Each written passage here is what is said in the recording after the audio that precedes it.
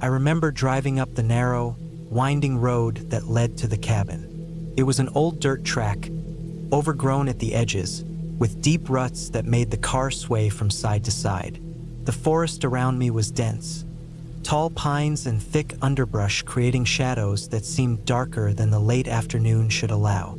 The sun was low, just beginning to dip behind the hills, and it cast long, slanting shadows through the trees. I felt a mix of excitement and unease. I had rented this cabin for the weekend to escape the city, to be alone in the wilderness, to think. But even as I drove, I noticed how silent it was. No birds chirping, no wind rustling the trees, just the steady crunch of tires over the gravel and dirt. It was almost unnatural. When I finally reached the cabin, I pulled into a small clearing. It was a modest wooden structure, weathered and aged, but solid. Moss grew along the roof shingles, and the wood had a gray patina from years of sun and rain. The cabin sat on a small rise, giving a view of the valley below, but the trees pressed close on all other sides. I parked, got out and stretched. The air was cool, crisp, and smelled faintly of pine and damp earth. I carried my bag to the porch, noticing the boards creak under my weight. The cabin seemed empty, abandoned in some ways, but not in a bad way. More like a place that had stood alone for a long time, quiet and waiting. Inside, it was simple but comfortable. A small kitchen, a wood stove, a table, a couple of chairs. The living space had a few worn rugs and a couch that looked like it had seen better days. There was a loft with a bed and a small bathroom with a shower. The windows were old but thick, and some had small cracks in the glass. I set down my bag and walked around, checking everything. It felt safe, solid, but the air of isolation was heavy. As I unpacked, the light outside faded further. The forest turned darker, the shadows sharper. I lit a few candles just for comfort and started a small fire in the wood stove.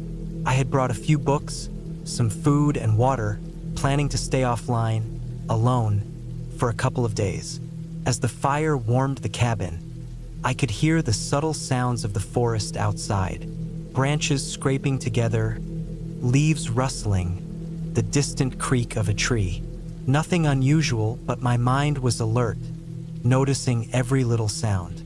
The first night passed uneventfully, though I woke several times to the wind or maybe something brushing against the windows. It was hard to tell. The forest has a way of sounding alive in the night, even when nothing is moving. I slept lightly, uneasy, but nothing happened. The next day, I decided to explore the area around the cabin. There was a trail leading down the hill, barely visible, overgrown but passable. I walked for hours, taking in the forest, the smell of wet earth, the crunch of leaves underfoot. I saw signs of animals' tracks in the mud, chewed pine cones, the occasional distant bird, but no people. That night, I returned to the cabin, feeling tired but content. I lit the fire again, made some dinner, and tried to relax. It was on the third night that things started to feel off. I was sitting by the fire, reading, when I heard it. A faint noise outside, near the edge of the clearing. At first, I thought it was an animal, maybe a deer or a raccoon, but then I realized it sounded more deliberate. Footsteps, slow and heavy, moving around the edge of the cabin. I froze, straining to listen. The fire crackled, masking some of the sound, but I was certain of it. Whoever or whatever was out there, they were moving carefully, deliberately, circling the cabin. I tried to rationalize it. Maybe it was a hiker, maybe someone exploring, maybe just my imagination. But the steps were too rhythmic, too steady, not like an animal. My heart started to race, and I felt a cold sweat on my back. I checked the windows, all closed, locked. I could see the faint moonlight illuminating the trees outside, but nothing moved. Hours passed. The steps stopped, then started again. I could hear a faint scrape, like something brushing against the ground or the cabin's outer walls. I tried to stay calm, telling myself that it was probably someone else in the area, but the thought of being trapped alone in the forest was terrifying. I kept the fire going, keeping a hatchet close by, and eventually, exhaustion forced me to sleep, though every little sound made me jolt awake. The next morning, I stepped outside cautiously. The ground around the cabin was disturbed. Small footprints, not animal prints, led to the back of the cabin and disappeared into the forest. They were boot prints, heavy, purposeful. My stomach sank. Someone had been here during the night. The thought of someone watching me, following me, hiding in the forest, made my skin crawl. I debated leaving immediately, but the nearest town was miles away, and the dirt road down the hill could take hours if someone was hiding along it. I decided to stay alert during the day. I gathered firewood, checked the cabin doors and windows repeatedly, and kept a small knife in my pocket. The forest felt different now, hostile in a way it hadn't before. Every shadow seemed deeper, every noise sharper. By late afternoon, I started noticing other signs. Small branches snapped off near the cabin, a few pieces of litter, maybe from the person who had been outside, or maybe someone who had come back to watch me. As evening approached, I realized I needed a plan. I couldn't just sit inside, hoping whoever it was would leave. I moved the furniture in front of the main door for added security, and I made a list of items I would take if I had to leave in a hurry: bag, water, knife, cell phone, fire-starting materials. I also checked my phone signal. It was weak, almost non-existent. I sent a brief message to a friend, telling them where I was and that I would check in the next day. It wasn't much, but it was something. That night, the footsteps returned. Louder this time, circling closer, and I could hear breathing through the open vent of the cabin. Panic surged through me, and I realized that hiding wasn't enough. I needed to confront the situation or get out. I grabbed the flashlight and knife, my heart pounding, and stepped cautiously to the door. Outside, the forest was dark, impenetrable, but I could see shadows moving. I shone the light around, and for a brief moment, I thought I saw a figure, tall and still, disappearing behind a tree. I stayed inside, but sleep was impossible. Every noise made me flinch. I spent the night listening, waiting, imagining. By dawn, the forest was quiet again, almost unnaturally so. I knew I couldn't stay another night. I packed quickly, leaving most of my things behind, and decided to hike down the hill to the dirt road and try to flag someone for help. The hike down was tense. Every rustle, every bird taking flight made me jump. I kept my eyes on the tree line, expecting to see the figure again. Hours passed. I finally reached the main road, dusty and empty, and eventually saw a car approaching. I ran toward it, waving my arms. The driver stopped, bewildered, but I managed to explain enough to get a ride to the nearest town. Once I reached safety, I contacted the local authorities. They drove me back to the cabin the next day. What they found confirmed my fears. The cabin had been watched. Around it were makeshift campsites, footprints, signs of someone lurking, and evidence of previous intrusions. Whoever had been there had likely done it many times before, scouting the area, waiting for someone to come alone. The authorities searched the surrounding forest but never found the person. The experience stayed with me. I realized how vulnerable I had been, how quickly a peaceful weekend in the wilderness could turn into a nightmare. But I also learned the importance of preparation, awareness, and caution. I returned to my life more careful, more aware of the world and the people in it. The forest remained beautiful, but I never went back to that cabin. I never wanted to feel that sense of being watched, hunted, and completely alone ever again. Even now, when I close my eyes, I can picture the cabin, the dark forest, and the shadows moving at the edge of the clearing. I know what real fear feels like, not from stories or movies, but from the quiet, deliberate presence of someone who had no right to be there.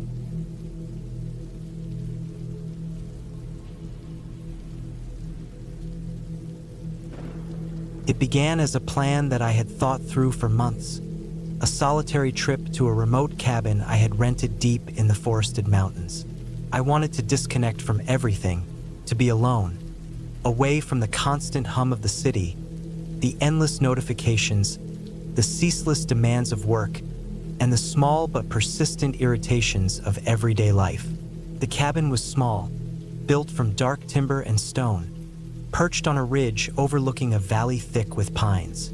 From the photographs online, it looked cozy, almost inviting, though it was clear that it had been left largely untouched for years. The road up to it was little more than a dirt track, narrow and winding, with trees leaning over it on either side, their branches forming dark tunnels in the bright daylight. I arrived late in the afternoon, carrying a backpack with food, a small supply of firewood, and some basic tools in case I needed to do minor repairs. The air was crisp and cold, carrying the faint scent of pine sap and wet soil. I could hear the distant sound of a river rushing somewhere down below the ridge, though I could not see it yet. As I walked up the final incline to the cabin, the sun was low, casting long shadows across the path. The silence was almost tangible, thick in a way that made me hyper-aware of every sound my boots made on the gravel, every crack of a twig, every rustle in the brush. The cabin itself was sturdier than I expected. The wood was weathered, darkened by years of sun and rain, but solid. I pushed open the door, which protested with a creak that sounded far louder than it should have. Inside, the cabin smelled faintly of old wood, dust, and something else I could not immediately place. It was a faint metallic tang, or perhaps the smell of old smoke, lingering from the hearth that dominated the center of the room. The interior was sparse. A small kitchen corner with a sink and a wood stove, a table and 2 chairs, a bed against the far wall, and a small bathroom tucked in the back. Windows on 3 sides offered views of the trees and the valley below. I set my backpack down, letting it hit the floor with a thud that echoed in the quiet. I spent the next hour unpacking, stacking the firewood near the stove, checking that all the windows were secure, and inspecting the cabin for any issues. The locks were old but functional, and the windows were thick enough to keep the cold wind out. I made a small fire in the stove, feeling a satisfying warmth spread through my hands as I fanned the flames. I sat for a long time, just staring at it, listening to the wind in the trees outside. It was calming, almost meditative, but beneath that calm there was a creeping unease that I could not shake. Being alone in a place like this forced my mind to notice things I usually ignored.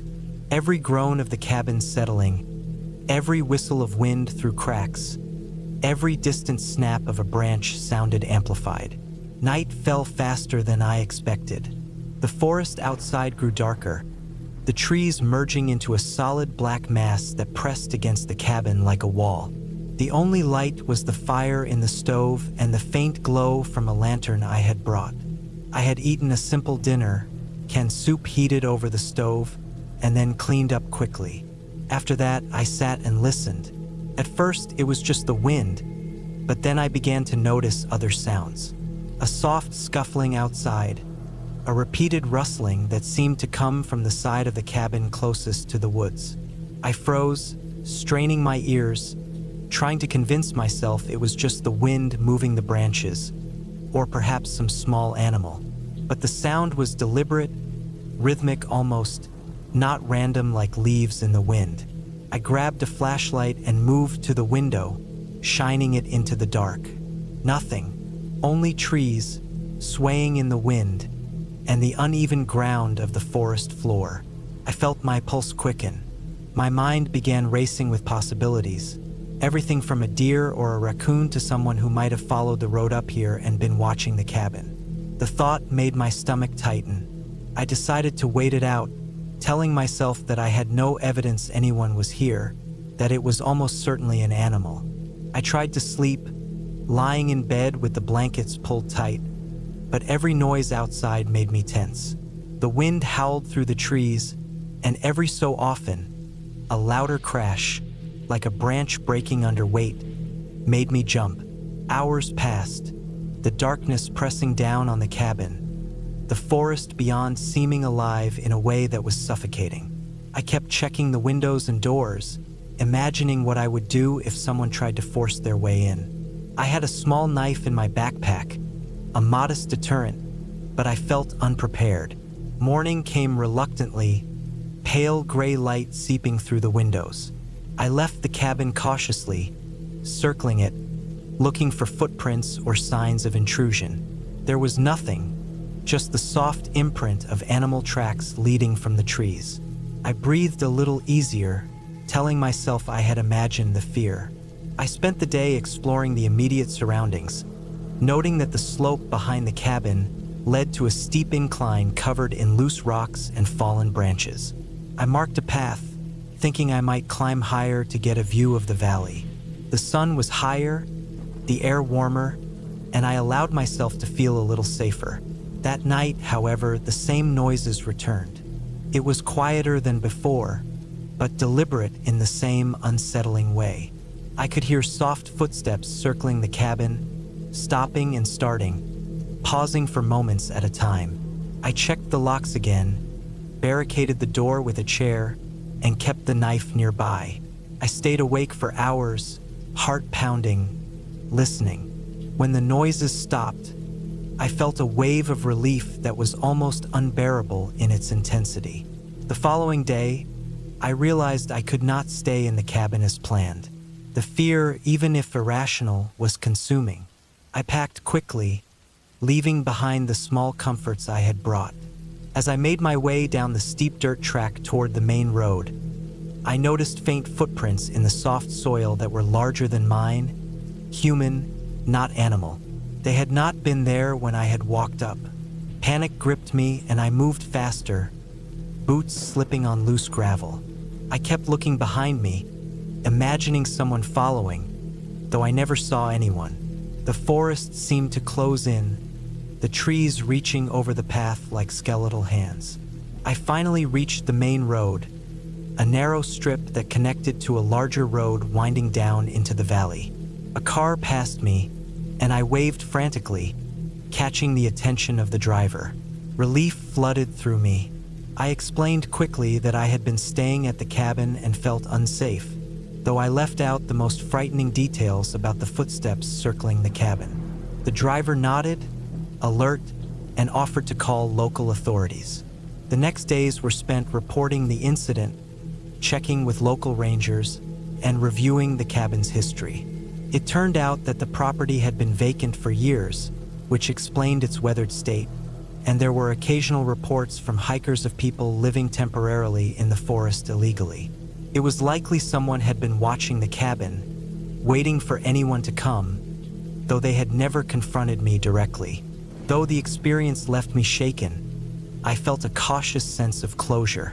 I had survived without confrontation, had escaped safely, and learned the importance of preparation and caution when in remote areas. I never returned to that cabin, but the memory remained vivid: the oppressive silence of the forest, the uncertainty of being truly alone, and the relief of reaching the safety of the road and the human world again.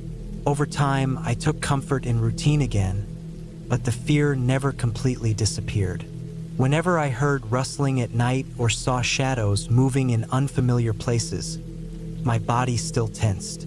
Yet I knew now that fear was often a tool of survival, a reminder that vigilance mattered. I had faced an invisible threat, one that had been real and dangerous, and I had navigated it carefully. That clarity, hard-won and sober, became a story I carried with me, a lesson in awareness, preparation, and the deep, quiet power of human resilience when faced with real danger.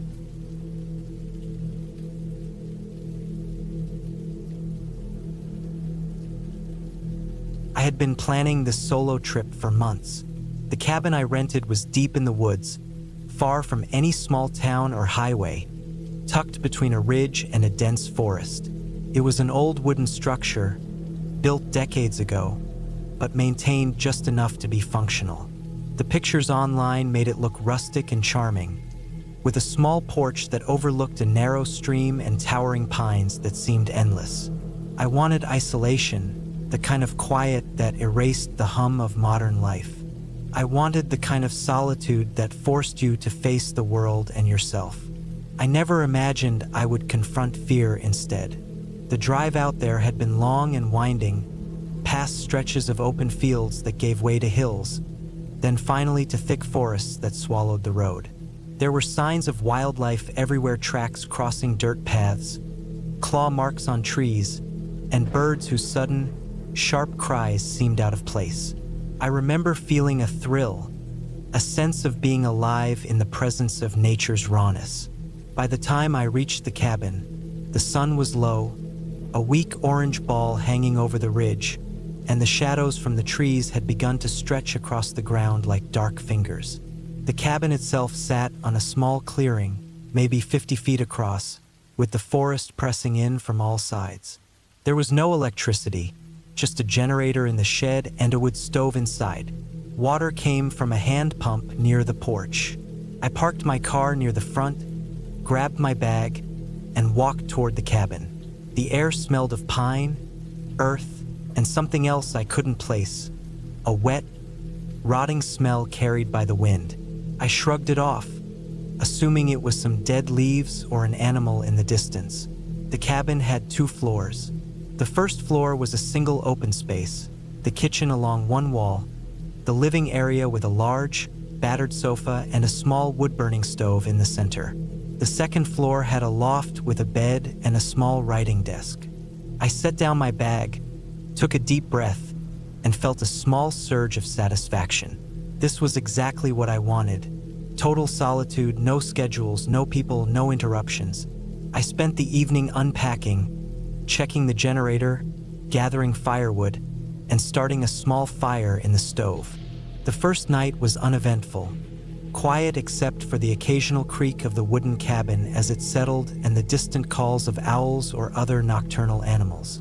I slept lightly, waking occasionally to listen to the forest outside, but nothing happened. The second day, I decided to explore the area. I had a map the cabin owner provided, showing trails and landmarks, though they were not detailed. I walked along a trail that led to a ridge overlooking the forest. The view was stunning, endless green stretching in every direction, the sunlight filtering through the trees like streams of gold. I took photographs, made notes about the area, and felt at peace. But I noticed something strange: tracks.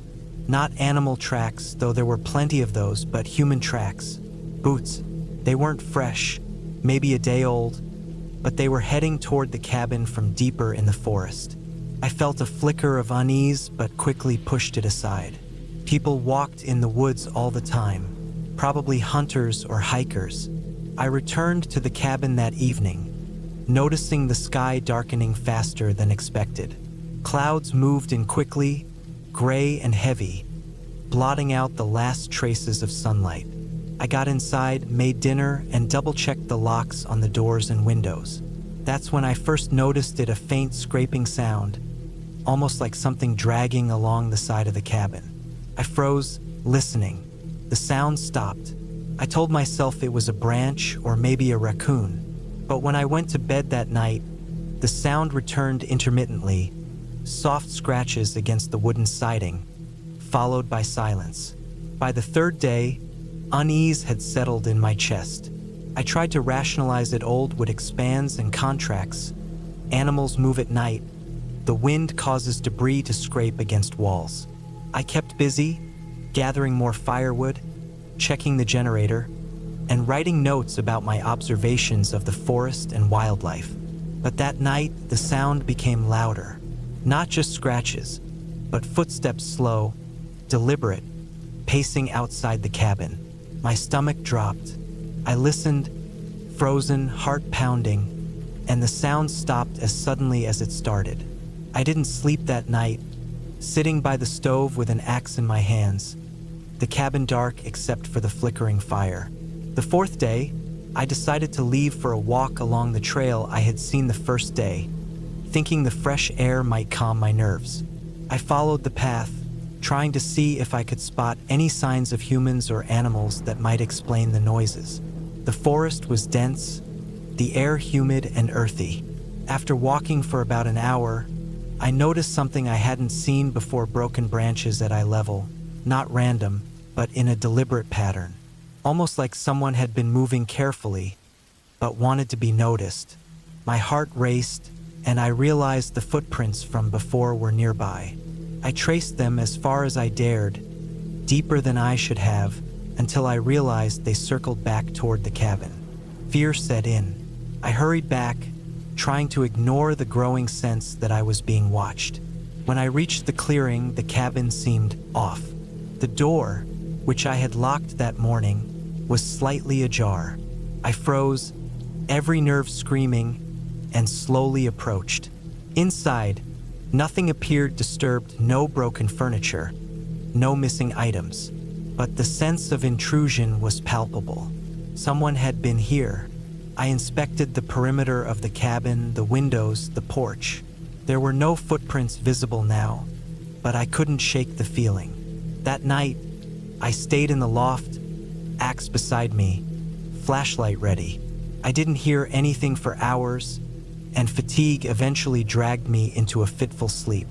I awoke suddenly to a noise at the door, heavy, deliberate knocks. My heart leapt. I grabbed the axe and peered out the window. No one was there, but the knocking returned, louder this time, accompanied by scraping and the sound of something heavy moving across the porch. I realized then that this was not a raccoon or a branch. This was someone intent on making me aware of their presence. I didn't sleep again that night. I stayed alert, listening to every creak, every rustle, every sound of the forest. By morning, the knocking had stopped, but my fear had intensified. I knew I couldn't stay another night. I packed my things as quietly as possible, loaded the car, and checked every corner for signs of someone still in the vicinity.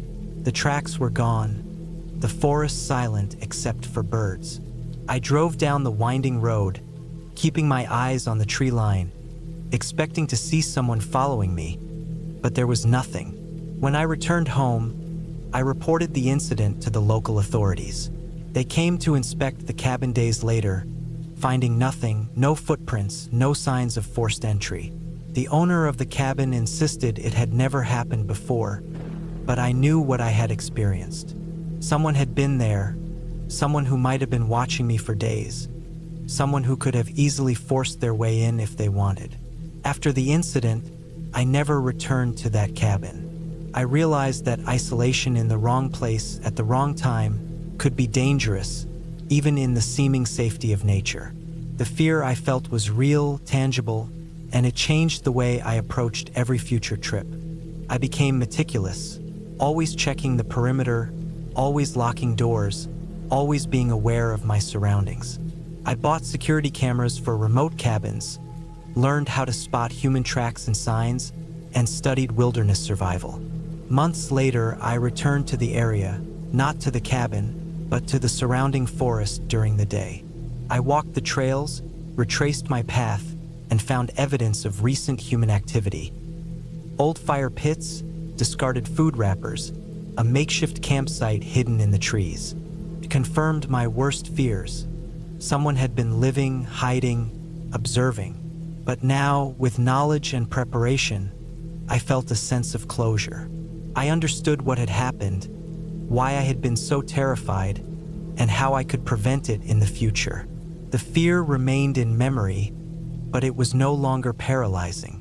It was a lesson in vigilance, awareness, and respect for both nature and the unknown threats that could inhabit it.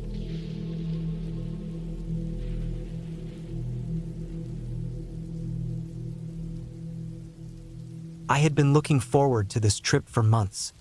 The idea of a secluded cabin deep in the woods offering a break from the constant noise of the city. The cabin wasn't far from the road, but far enough that I would feel completely alone, with only the forest and the lake nearby. The map the owner had sent me was precise. Turn left at the fork after the small bridge, follow the dirt road for 3 miles, and the cabin would appear on the right. It all seemed simple enough, but even before I left the main road, I noticed the quiet. It wasn't the pleasant quiet of nature. It was heavier, almost unnatural, like the air had weight. Even the birds seemed to have gone silent. The drive itself was uneventful. A slow crawl along the dirt road that twisted and turned through dense pine and birch. The sun was low in the sky, casting long shadows across the road, and every time a branch scraped against the side of the car, I jumped. I kept telling myself it was nothing, just trees, just wind, but the tension was already building. When I finally saw the cabin, it looked exactly like the pictures. A small, weathered structure with a tin roof, a front porch that sagged slightly in the middle, and windows dark with grime. The area around it was overgrown, tall grass brushing against the walls, and the lake beyond glimmered in the fading light. I parked the car on the uneven dirt patch beside the cabin and stepped out. The air smelled damp and earthy, and the silence pressed against my ears. My first instinct was to check the cabin thoroughly before settling in. The door was locked, but I had a key, and it turned smoothly. Inside, the cabin smelled of old wood and dust. The furniture was sparse. A small table, 2 chairs, a couch, and a bed in the corner. There was a wood stove in the center of the room, and a small kitchen area along one wall. The windows were grimy, but I could see the forest pressing close around the cabin, the trees tall and motionless, as if watching. I unpacked my bag, leaving it on the bed, and decided to explore the immediate area. The porch creaked under my weight, and the wind carried the faint sound of the lake lapping against the shore.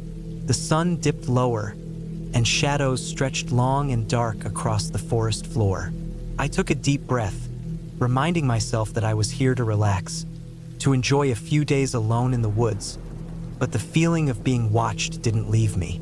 Night fell quickly, faster than I had expected. By the time I returned to the cabin, the forest was a black wall, the lake a dark mirror reflecting nothing but the sky. I started a fire in the wood stove, the smoke curling up the chimney, and unpacked some food. As the warmth of the stove filled the cabin, I tried to convince myself that the unease I felt was just nerves, just the isolation. The first night passed slowly, every snap of a branch outside making me jump. I lay in bed listening, straining to hear anything beyond the rustle of leaves, the occasional distant animal call, and the creak of the cabin settling. The next day, I decided to explore further. I walked along the lake, following a faint trail into the woods. The air was damp, the ground soft underfoot, and every sound seemed amplified: the crunch of leaves, the snap of twigs, the distant caw of a crow. I found a small clearing where sunlight pierced through the trees, illuminating the moss-covered ground. For a moment, I felt peaceful, the kind of isolation that people write about, the escape from the endless noise of life. But as I turned back toward the cabin, I realized the silence had shifted. The forest no longer felt empty. It felt alive in a way that made my skin crawl. I could feel eyes on me, even though I saw no one. Returning to the cabin, I started noticing small things. The firewood I had stacked outside seemed disturbed, not knocked over, just shifted, as if someone had walked through it. The doorknob sometimes felt cold, not from the night air, but as if it had been touched recently. I kept telling myself I was imagining it, that the isolation was playing tricks on me, but the feeling persisted. On the third night, the tension escalated. I had gone to bed early, exhausted from hiking and exploring, and the cabin was dark except for the fire's embers. Around midnight, I was awakened by a noise outside. At first, it was faint, a rustling, a scraping sound near the front porch. My heart pounded and I stayed perfectly still, listening. The sound came again, deliberate, slow steps across the porch boards. I froze, straining to hear, but the forest remained still. After a moment, the steps retreated, fading into the darkness. I lay awake the rest of the night, staring at the ceiling, every nerve alert. The following day, I tried to rationalize everything. The cabin was old, the forest full of wildlife. It had to be a deer or a raccoon or something harmless. But the unease had grown into fear. I began to notice details I hadn't before. Footprints in the dirt around the cabin, large and irregular, not like a deer's. Marks on the tree bark near the window, deep scratches that looked fresh. And at night, shadows moving just outside, always at the edge of my vision. On the fourth night, the fear became almost unbearable. I had stayed near the stove, the fire burning bright, refusing to move until I felt the heat in my veins again. Around 2 a.m., I heard the sound of the door handle turning. Someone was outside. My pulse shot up and I stayed perfectly still, listening. The handle rattled once, slowly, deliberately. I had no phone service, no way to call for help. The only thing between me and whoever or whatever was the thin wooden door. The handle stopped. Then, after what felt like an eternity, footsteps walked away, slowly fading into the forest. I didn't sleep the rest of the night. The next morning, I decided I couldn't stay. I packed my bag quickly, checked the cabin one last time, and started walking toward the road. As I moved through the trees, the silence was oppressive, almost suffocating. I kept glancing back, convinced I could see movement, but there was nothing, just the dark trunks of the trees and the mossy ground. Every snap of a branch made me jump, and I ran more than I walked, desperate to reach safety. After nearly 2 hours, I saw the faint outline of the dirt road through the trees. Relief washed over me, but I didn't slow down until I reached the main road, where the occasional car passed. Once I was on the road, I stopped, gasping for air, heart hammering. I looked back toward the forest, the cabin now hidden among the trees. I realized then that something had been there with me, watching, moving around the cabin, maybe even inside it, and I had been completely vulnerable. I called the local sheriff as soon as I had signal. They arrived later that day, and together we walked to the cabin. There was no one inside, no signs of forced entry, but the door lock was bent, the scratches on the trees still fresh, and the firewood I had stacked neatly the first day was knocked over, scattered in a way that told a story of movement, not carelessness. They said it might have been someone living in the woods, moving between abandoned cabins, but nothing was conclusive. The sheriff gave me a ride back to town, advising me not to return alone.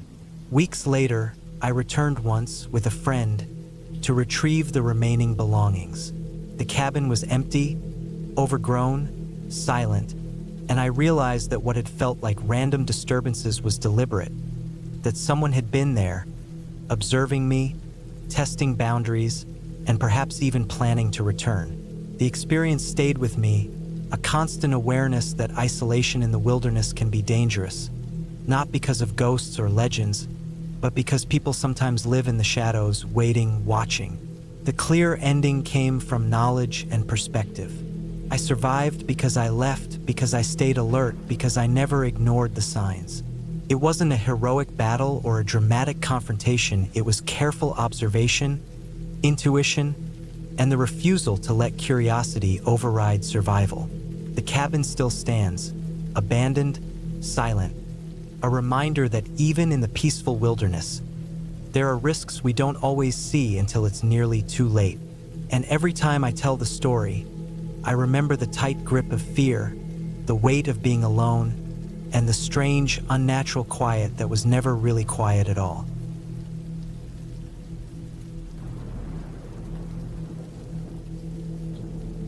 I had been looking forward to this trip for months. The idea was simple: disconnect, spend a week alone in a remote cabin, and just breathe. I had grown tired of the constant noise of the city, the honking cars, the people shouting, the endless deadlines, and the thought of waking up to only the sound of the wind and the occasional bird was intoxicating. I found a small, isolated cabin listed online, tucked deep in a forest in northern Montana. The pictures made it look perfect. Rustic wood walls, a stone fireplace, a small lake nearby.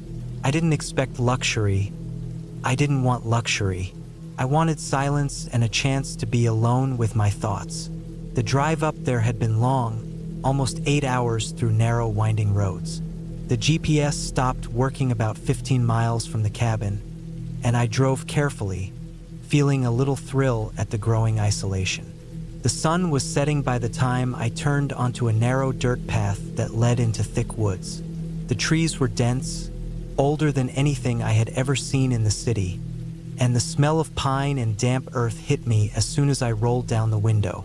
By the time I pulled up in front of the cabin, it was nearly dark, and the forest around me looked dense and almost suffocating. The cabin itself was smaller than I had imagined, but cozy. The wood smelled faintly of smoke and old pine. The floors creaked under my weight, and the stone fireplace looked like it had been built by hand. There were 2 small bedrooms, a kitchenette, and a living area. Outside, a narrow path led down to the lake, and the reflection of the moon shimmered on the water.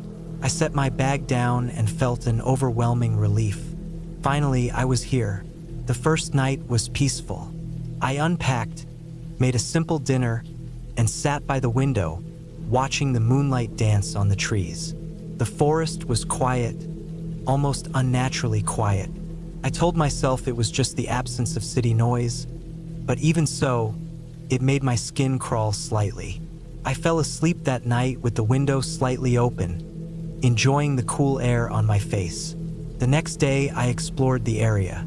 The forest around the cabin was dense, but there were faint paths leading deeper into the trees.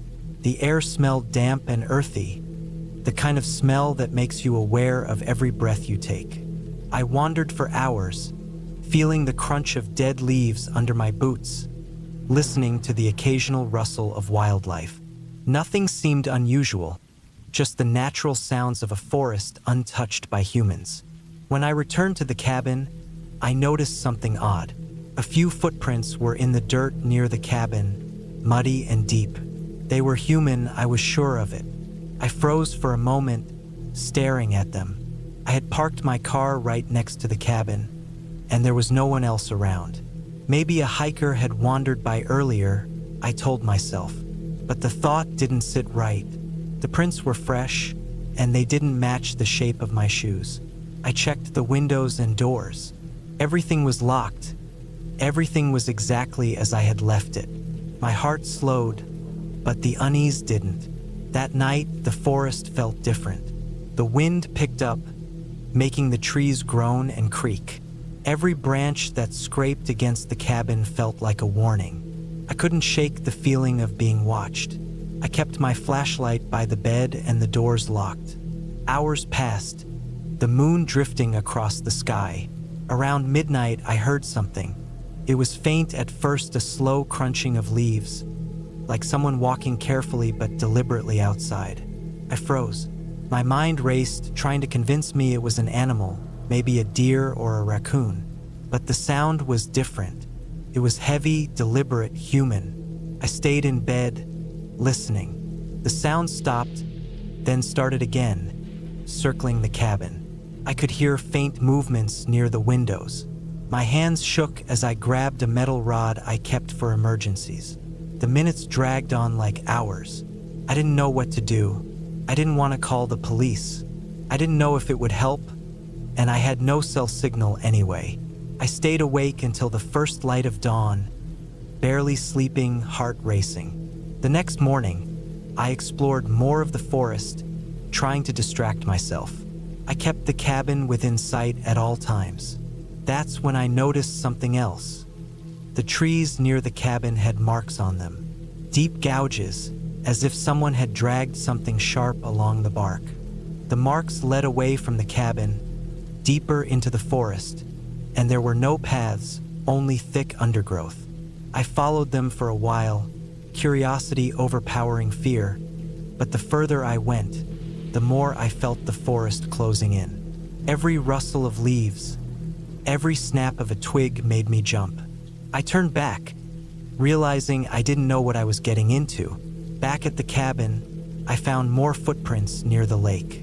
This time, there were multiple sets, some of them overlapping, some circling the cabin again. I started keeping a strict routine. Check the perimeter every morning, make sure all doors and windows were locked, stay aware at all times. But the unease only grew.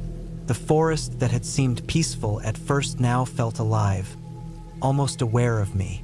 One evening, I decided to go to the lake. I needed to clear my head. I took a small rowboat tied to the dock and paddled quietly, the water cold and still. The reflection of the trees on the surface made it look like the lake was endless. For a moment, I felt calm. Then I heard it, the faint crunch of leaves again. I froze, scanning the shoreline. Through the trees, I saw a shadow move. It wasn't fast, just slow, deliberate. My heart hammered.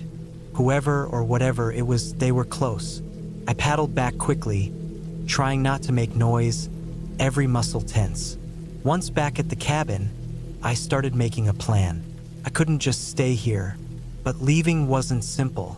The roads were long, the GPS didn't work, and I wasn't sure if whoever had been following me had a vehicle or not. I began gathering supplies, water, food, a first aid kit, anything I could use if I needed to defend myself. I set up multiple ways to barricade the doors quickly and made a mental map of the forest in case I needed to run. The nights became worse. The sound of footsteps circled the cabin every night. Sometimes I thought I saw glimpses of someone through the trees, always at the edge of my vision. The fear was constant, gnawing at my mind. I slept less and less, waking every hour to check the locks and windows. The isolation that had drawn me here now felt like a trap. One morning, I noticed that someone had left something on the porch. A small, crude stone with a message scratched into it. I didn't look directly at it at first, my stomach churning. The words were simple, threatening, and clear. "I see you." I felt my stomach drop. This wasn't random. This was deliberate. Someone knew I was here, and they were toying with me. I realized I had to act. Couldn't wait. I packed my bag with essentials, checked my car, and planned the fastest route back to civilization. The forest was thick, and I stayed on high alert, scanning every shadow, every movement. Halfway to the road, I heard the crunch of leaves behind me, faster this time.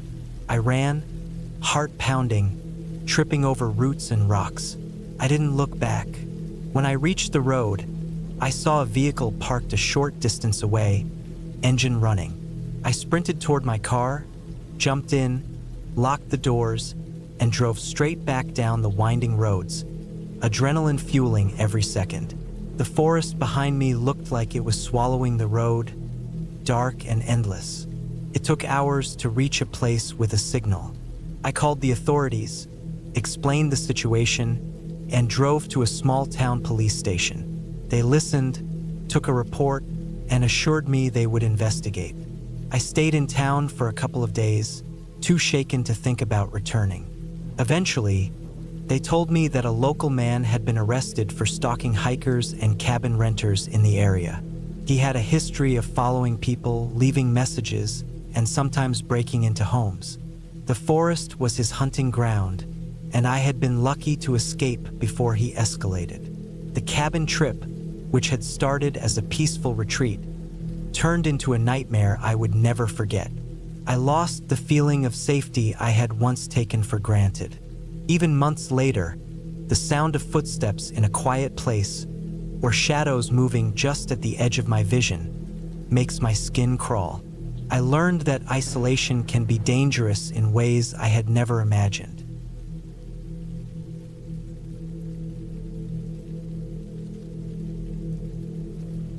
I had been looking forward to this trip for months. Work had been relentless, and life in the city had become a blur of fluorescent lights, traffic noise, and the constant hum of other people's problems. I wanted to escape somewhere quiet, somewhere I could breathe, where the air was crisp and the sky stretched wide above me. The idea of a cabin in the mountains had seemed perfect. It wasn't a tourist trap or a commercialized resort. It was a small, weathered cabin my friend had rented for a week. It sat deep in a forested valley, far from any main roads, a place that felt like it existed almost outside the world I knew. Finally, I reached the cabin. It was older than I expected, made of rough logs and weathered timber, but it had a quiet charm. The porch sagged slightly in the middle, and the windows were a little grimy, but the interior was tidy and functional. There was a small wood stove in the corner, a few shelves lined with basic kitchen supplies, and a single bedroom with a modest bed. The air smelled faintly of old pine and mustiness, and for the first time in months, I felt a sense of calm wash over me. I spent the first day exploring the area around the cabin. The forest was dense but navigable, with small trails that seemed to weave in every direction. I kept to the main paths at first, marking my way mentally so I wouldn't get lost. I noticed how quiet everything was. There were no distant cars, no planes overhead, nothing except the occasional snap of a twig or the distant rustle of leaves. It felt peaceful but also strangely isolating. As night approached, the sun dipped behind the mountain ridges, leaving long shadows that seemed to creep toward the cabin. I made a small fire in the stove, cooked some basic food, and tried to convince myself that I was safe here. The first night passed without incident, but I noticed the silence outside the cabin was different from what I was used to. In the city, even at night, there's a subtle, constant noise, a distant siren, the hum of traffic, someone shouting far away. Here there was nothing, complete, oppressive silence. I couldn't hear my own thoughts clearly at first, and that unfamiliar quiet gnawed at me. The next day, I decided to go deeper into the forest. There was a small creek about a mile from the cabin, and I thought the sound of running water would be calming. I packed some supplies, left a note for myself in case something went wrong, and set out. The forest floor was uneven, roots snaking across the paths, loose stones hidden in the underbrush. The deeper I went, the less familiar the terrain became. Trees grew closer together, and the path seemed to fade into a tangle of brambles and fallen logs. I reached the creek in late afternoon. The water was cold and clear, running over smooth stones. I crouched by the edge, letting the current brush against my fingers, and I could hear birds again, distant but real. It felt like a small victory, like I had reached some hidden corner of the world that existed only for me. I stayed for a while, letting the water and the quiet calm my nerves. When I turned to head back, the path I thought I had memorized seemed different. Small landmarks were missing, or perhaps I had just imagined them. The forest was suddenly denser, the light dimming rapidly as the sun sank. I tried to retrace my steps, but nothing looked familiar. Panic started to creep in as shadows grew longer and darker. I realized I had underestimated how easy it was to get lost in this kind of terrain. I stopped to assess my options. My phone had no signal. There was no one around for miles. I considered following the creek, thinking it might lead me back to the cabin, but the terrain was rough and the water's edge steep in places. I tried to stay calm, reminding myself that I was experienced enough to survive if I remained rational. I marked trees with scratches and small rock piles, moving slowly to avoid injury. As night fell, the forest transformed. It became a maze of shapes and sounds. Every snap of a branch made my heart jump. I could hear the distant howl of something. I told myself it was just a wolf, though the thought of wild animals lurking so close kept my senses on edge. I made a small fire with what dry wood I could find, sitting close to it for warmth and comfort. The flames cast flickering shadows across the trees, and I stared into the darkness, trying to stay focused on maintaining my fire and my bearings. Hours passed, and I didn't move far. I rationed my water and tried to stay warm, listening to the forest's nighttime chorus. Eventually, exhaustion forced me to sleep in a crouched position near the fire. The sleep was shallow and fitful, punctuated by dreams of the forest closing in on me, of falling into hidden ravines, of being chased by something unseen. Each time I woke, my heart pounded, and I had to check that my fire still burned. Morning brought some relief. I used the first light to orient myself, following the creek downstream where it widened into a small pond. I remembered seeing this area from a hilltop near the cabin the previous day and realized that if I could reach the pond, I could navigate back. The terrain was still rough and my legs ached, but I forced myself to move. Every rustle of leaves and distant sound of water became a signal, guiding me. By late afternoon, I recognized a familiar ridge. Relief flooded me, but I was still cautious. I moved slowly, making sure the ground was solid beneath my feet. Eventually, I saw the cabin through the trees. The sight was almost surreal. I had been so lost, so close to panic, that seeing the familiar structure made me dizzy with relief. I approached carefully, noticing the subtle changes the days had wrought. The wood looked darker after rain, the porch slightly more weathered, the air filled with the scent of pine and damp earth. Back inside, I cleaned up and lit the stove. I sat in the quiet cabin, reflecting on how close I had come to real danger. The forest was beautiful, yes, but it was indifferent. It did not notice me, care for me, or protect me. If I had made a single wrong turn, if I had panicked more than I did, the outcome could have been very different. The next few days were cautious. I stayed close to the cabin, exploring only during daylight hours and marking all paths carefully. I inspected the cabin thoroughly, making small repairs to the porch and clearing brush away from the perimeter. I realized that being prepared wasn't just about packing supplies. It was about understanding the environment, respecting its risks, and keeping a clear head. On the last day, I hiked to a high point nearby. From there, I could see the valley, the cabin, the winding creek, and the dense forest beyond. It was breathtaking. I took a deep breath of the cool air, feeling both exhaustion and exhilaration. The trip had been frightening at times, yes, but it had also been enlightening. I had faced real danger and uncertainty and had learned the limits of my own resilience. I felt stronger, more aware, more grounded in reality. Packing up the cabin for departure, I felt a strange attachment to it. It had been a place of isolation, fear, and challenge, but also a place of learning and self-discovery. I left it as I had found it, making sure the firewood was stacked and the stove cleaned, the windows closed, and the door locked. I took one last look at the surrounding forest, already feeling the pull of the world beyond the roads, the city, the noise, but with a renewed sense of calm. The drive back was long, but it felt different. The city lights, once oppressive, now seemed distant and less important. I realized that I had carried the forest with me, not just the memory of it, but the lesson it had impressed upon me. Respect, patience, preparation, and awareness were essential, and the world could be as harsh as it was beautiful. I arrived home safe, tired, and reflective. The cabin, the forest, the fear and relief, I carried it all with me, an experience that had tested me in every way imaginable.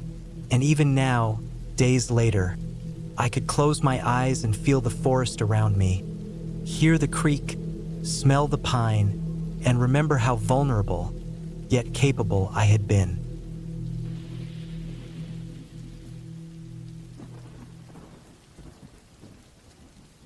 I never thought a simple trip to a cabin could turn into one of the most terrifying experiences of my life. I had been planning this escape for months, craving isolation, fresh air, and a break from the constant noise of the city. The cabin itself was tucked deep in the mountains, far from any main road, surrounded by thick pine forests and the slow curve of a cold, rocky stream. It looked peaceful in photos, a small wooden structure with a porch and windows that glinted in the sunlight, but nothing had prepared me for the reality. I arrived in the late afternoon, the sun low and golden, casting long shadows through the trees. The drive-in had been rough, a narrow dirt road that twisted endlessly through dense forest. At one point, I thought I had taken a wrong turn because the path became more of a track than a road, lined by trees that leaned together overhead, almost forming a tunnel. The air smelled sharp and clean, but there was an undercurrent of something raw, earthy, and unsettling. When I finally reached the cabin, I parked the car with relief and stepped out. The silence hit me immediately. It wasn't a comforting quiet. It was a thick, heavy silence that pressed on your ears and made every small sound the wind through the trees, the distant call of a bird feel amplified, like the forest was listening. The cabin itself was rustic, built from rough logs, with a stone chimney that looked like it hadn't been used in some time. I set my bag down and walked around, checking the windows and the door. Everything was locked tight. Inside, the air was cool and smelled faintly of wood and dust. It was exactly what I had imagined, except the floorboards creaked in a way that made me jump more than once, and the shadows in the corners seemed darker than they had any right to be. I shrugged it off as my imagination, the product of being alone in a strange place. The first night passed uneventfully, though I kept waking at odd hours, feeling as if I had been hearing things that weren't there. Footsteps outside, a branch tapping against the window, the low hum of wind through the trees that sounded too much like voices. I stayed awake for long stretches, staring at the ceiling, telling myself it was all in my head. Morning came, and with it, the reassurance of daylight. The forest looked benign now, the shadows gone, replaced by sunlight glinting off pine needles. I spent the next day exploring the area around the cabin. There was a small stream running down a slope, its water cold and clear. I followed it for a while, noting the tracks of deer and other wildlife, feeling a strange satisfaction in the solitude. But as the sun began to drop, a sense of unease returned. The woods felt different in the late afternoon. Shadows stretched unnaturally, and every crackle of a branch or rustle of leaves seemed closer, sharper. I returned to the cabin, shaking off the creeping unease as fatigue from hiking. The second night is when things started to shift in ways I could not ignore. Around midnight, I woke to a sound outside the cabin. It was subtle at first, just a scraping noise, like something was dragging along the ground. I froze, listening, heart pounding, telling myself it could be a deer or a raccoon. But the sound persisted, deliberate and slow, moving around the cabin, pausing, then continuing. My instincts screamed to get up and check, but every rational thought told me it was unsafe to go outside in the dark. I stayed frozen, straining to hear. The sound circled the cabin twice, then stopped abruptly. I lay awake for hours after that, too tense to sleep, listening for any hint of movement.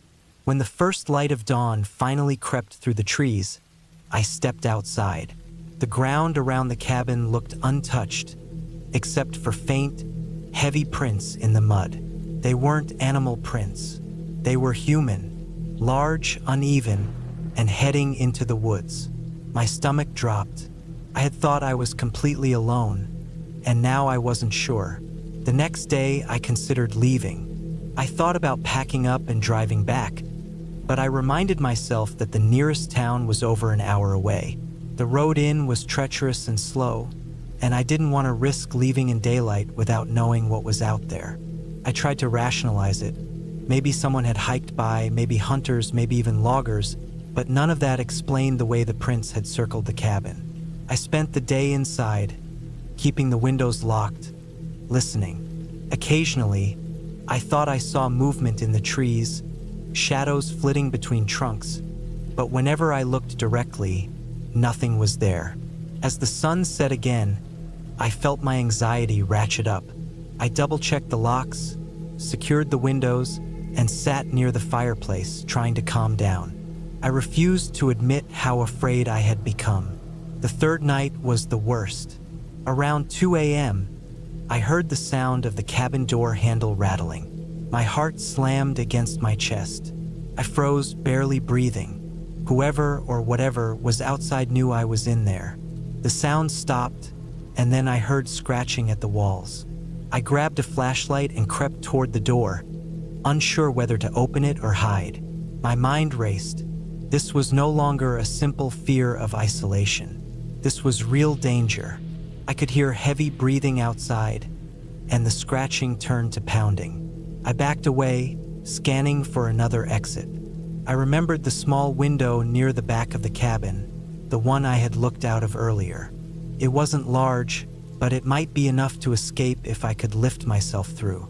I ran, heart hammering, grabbing my bag and throwing it through first with a flashlight inside. Then I pushed myself up and wriggled through the window. The ground outside was soft with pine needles, muffling my landing, and I sprinted into the woods without looking back. The forest was alive in a way I hadn't noticed before. Every branch, every root, seemed like a trap waiting to catch me. I ran blindly, slipping on moss-covered rocks, tearing my clothes on branches, not caring. Behind me, I heard a shout, muffled and angry, but I didn't stop. I followed the stream I had explored earlier, hoping it would lead me to the dirt road. After what felt like hours, the trees began to thin, and eventually, the road appeared. I collapsed, gasping, heart still racing, when I saw the first car approaching. I waved frantically, and the driver stopped. It turned out to be a park ranger making his rounds. I told him everything. The ranger listened calmly, but his expression hardened when I mentioned the footprints and sounds around the cabin. He explained that the area was known for illegal activity, sometimes poachers, sometimes squatters, occasionally even more dangerous people. The forest's remoteness made it impossible for the authorities to monitor closely, and some cabins, even abandoned or private ones, could attract dangerous individuals. He agreed to escort me back and made a note to investigate the cabin. When I returned with him, the cabin was empty. There was no sign of anyone who might have been there the night before, but the back door showed clear marks where someone had tried to force it open. The prints in the mud were still visible, circling the cabin, but they ended abruptly at the edge of the tree line. The ranger said it was lucky I hadn't stayed inside. I left the cabin that day, not looking back.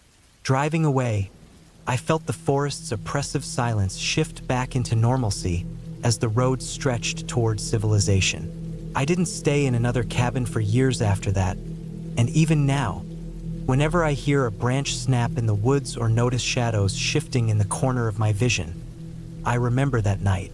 I had wanted solitude and peace, but the forest had shown me just how thin the line can be between isolation and danger, and how quickly that line can disappear. It was a clear, life-changing lesson. I survived because I stayed alert, because I didn't dismiss the signs around me, and because I trusted my instincts. I left with every sense sharpened, with a new respect for wilderness, and with the certainty that not all fears are imagined. Some are very real, very human, and very close. That cabin, that forest, and that night stayed with me forever, a reminder that danger often hides where we least expect it, and the only way out is to keep moving, to keep noticing, and to never, ever underestimate the quiet.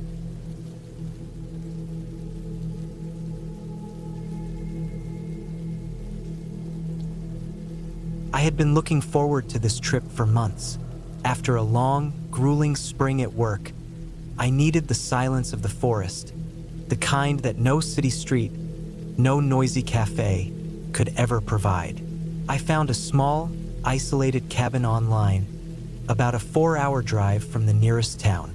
The pictures showed a rustic wooden structure with a stone fireplace, surrounded by thick pine trees.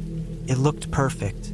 I packed my car with the essentials: enough food for a week, water, a small propane stove, sleeping bags, a first aid kit, a flashlight, extra batteries, and a few books I intended to read in the quiet. I also brought my camera, though I didn't plan to use it much. The idea was to disconnect from everything. Phone, email, the endless notifications that never seemed to stop. The drive itself was uneventful at first. The city gradually disappeared behind me, replaced by rolling hills, farmland, and then dense forests. The road narrowed, and cracks in the asphalt became more frequent, warning signs of the remoteness ahead. I noticed my phone losing signal well before I reached the cabin, but I didn't mind. In fact, I looked forward to it. It was freeing in a way to be unreachable. I arrived just before sunset. The cabin was exactly as advertised. Weathered but sturdy, with a porch that had a couple of rocking chairs. The surrounding forest was thick, dark, and quiet. I carried my bags inside, noting the small kitchen, a tiny living area with a fireplace and 2 bedrooms. There were shelves of old books, a stack of firewood by the fireplace, and windows that gave a clear view of the forest all around. The air smelled faintly of pine and aged wood, which I found comforting. I unpacked, set up the sleeping area, and started a small fire in the fireplace. I cooked a simple dinner on the propane stove, then settled into a chair with one of my books. As darkness fell, the forest outside grew dense and shadowy. I could hear the wind through the trees, the occasional rustle of leaves, and somewhere in the distance, what I assumed were small animals moving through the underbrush. I felt calm, detached from the chaos of everyday life. Night came quickly. I went to bed around 10, leaving the fire smoldering. The cabin was colder than I anticipated. I had forgotten just how much nighttime temperature drops in the mountains. I bundled up under my sleeping bag and drifted off. The silence was deep, almost oppressive, but comforting too. I woke in the middle of the night to a strange sound. First, I thought it was the wind. The cabin creaked occasionally, and the trees outside shifted with gusts. But this sound was different. It was a soft thump, like something heavy falling against the side of the cabin. I froze, straining my ears. There it was again, another thump, followed by a scraping sound, as if something was dragging along the ground. I tried to convince myself it was a fallen branch or some animal, but it didn't feel right. It was deliberate, controlled. I stayed still for what felt like hours, listening. The sound stopped eventually, but I couldn't fall back asleep. I kept imagining someone or something out there, moving quietly through the trees, watching the cabin. I didn't have a gun or any real means of defense, just a flashlight and my cell phone, which had no signal.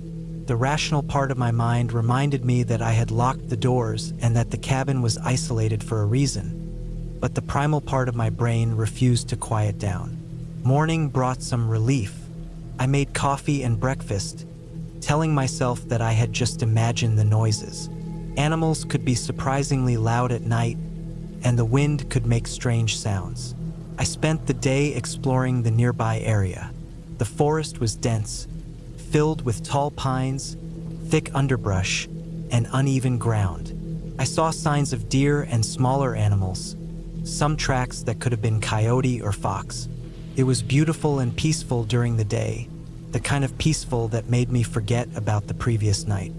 I returned to the cabin around late afternoon, feeling tired from the walk. I stoked the fire and began cooking dinner. As twilight approached, the forest grew darker, the shadows lengthening. I couldn't help but notice that the forest looked different at night. The same paths I had walked during the day seemed impenetrable now, each tree casting long, dark shadows. There was a tension in the air, a feeling that I was being observed, though I told myself it was just my imagination. The night passed without incident, but my sleep was restless. Every noise seemed louder, every creak in the cabin more deliberate. On the third night, something changed. I woke to the sound of heavy breathing outside the window. It was low, slow, and deliberate, not like an animal. I could feel my heart pounding, my body frozen in fear. I held my flashlight tightly, debating whether to investigate or hide. I listened. The breathing stopped. I waited, tense, convinced I had imagined it. But then, a shadow moved past the window, fast and deliberate.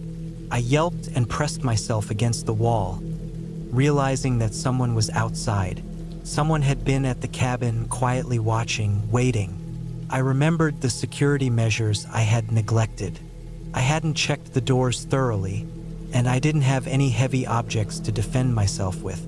Panic surged, but I forced myself to think.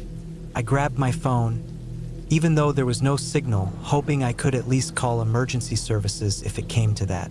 I found a long, heavy metal rod near the fireplace and held it like a weapon. I stayed awake the rest of the night, listening.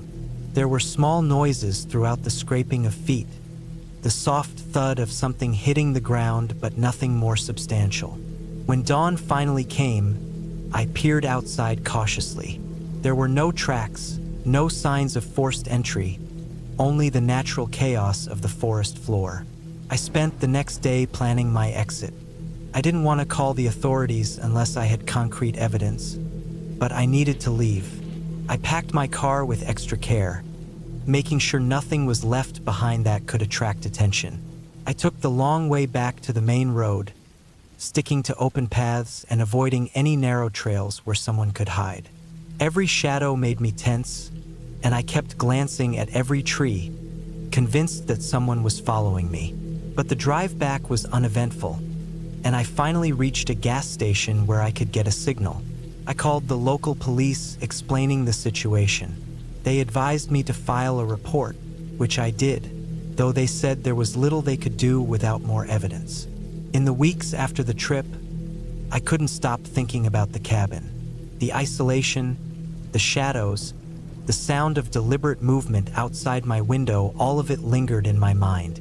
I researched the area more thoroughly and discovered that a few similar cabins nearby had been targeted by thieves who would wait for renters to arrive and then monitor them from the woods before attempting to break in.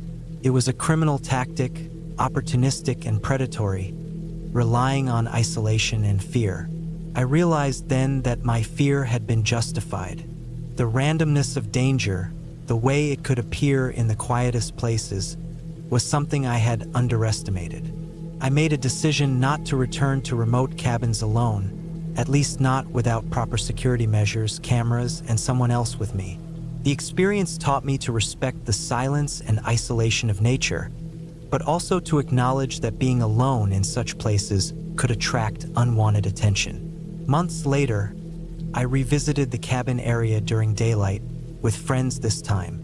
The place felt different, safer with others present, the woods less ominous. We explored the surrounding trails and found no evidence of anyone lurking nearby. The cabin itself was still there, weathered but standing.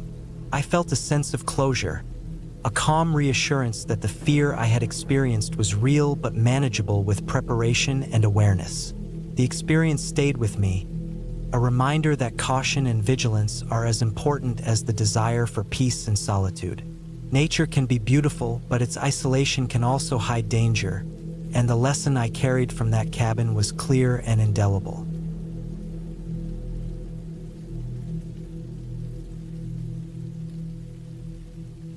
I had been looking forward to a solitary weekend in the cabin for months.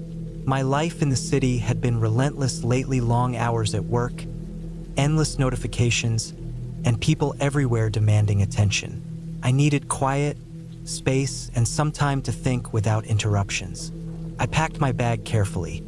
A sleeping bag, a small stove, canned food, bottled water, a first aid kit, a flashlight, extra batteries, and my notebook and pen.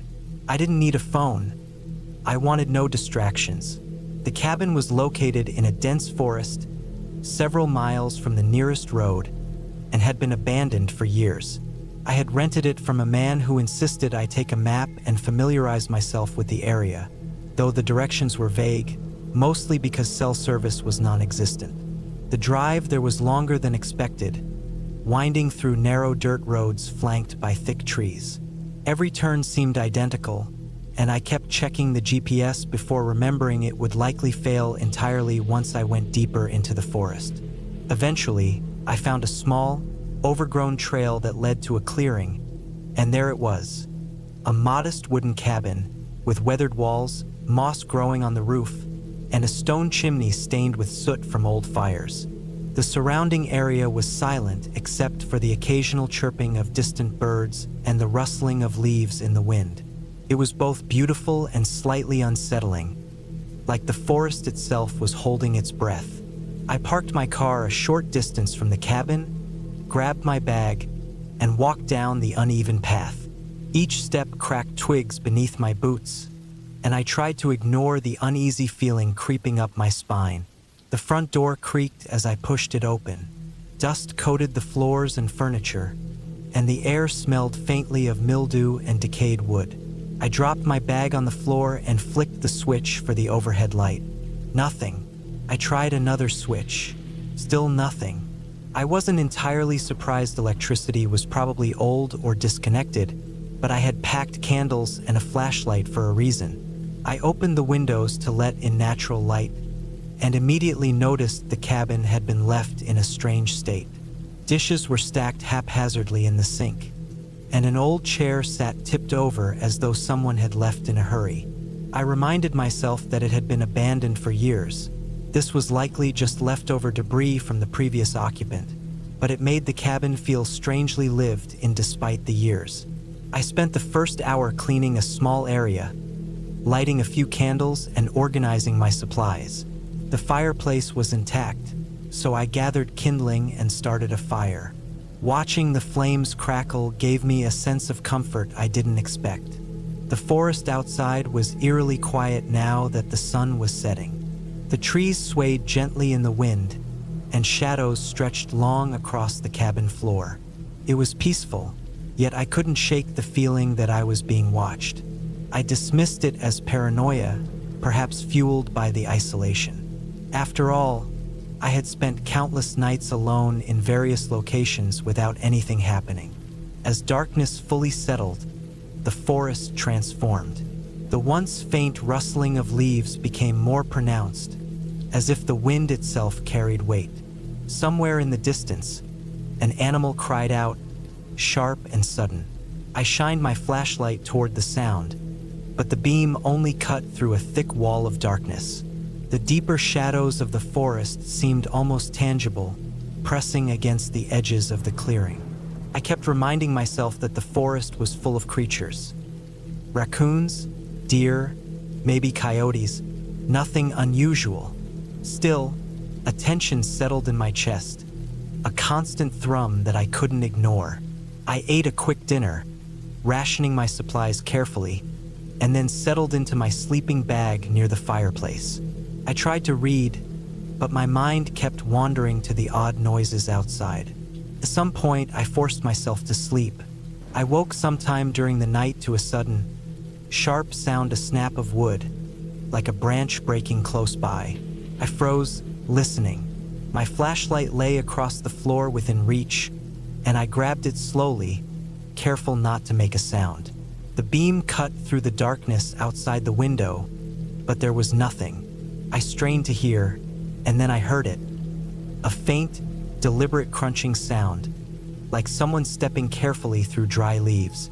My heart rate accelerated. Couldn't be an animal. This had a rhythm, a slow, cautious pacing.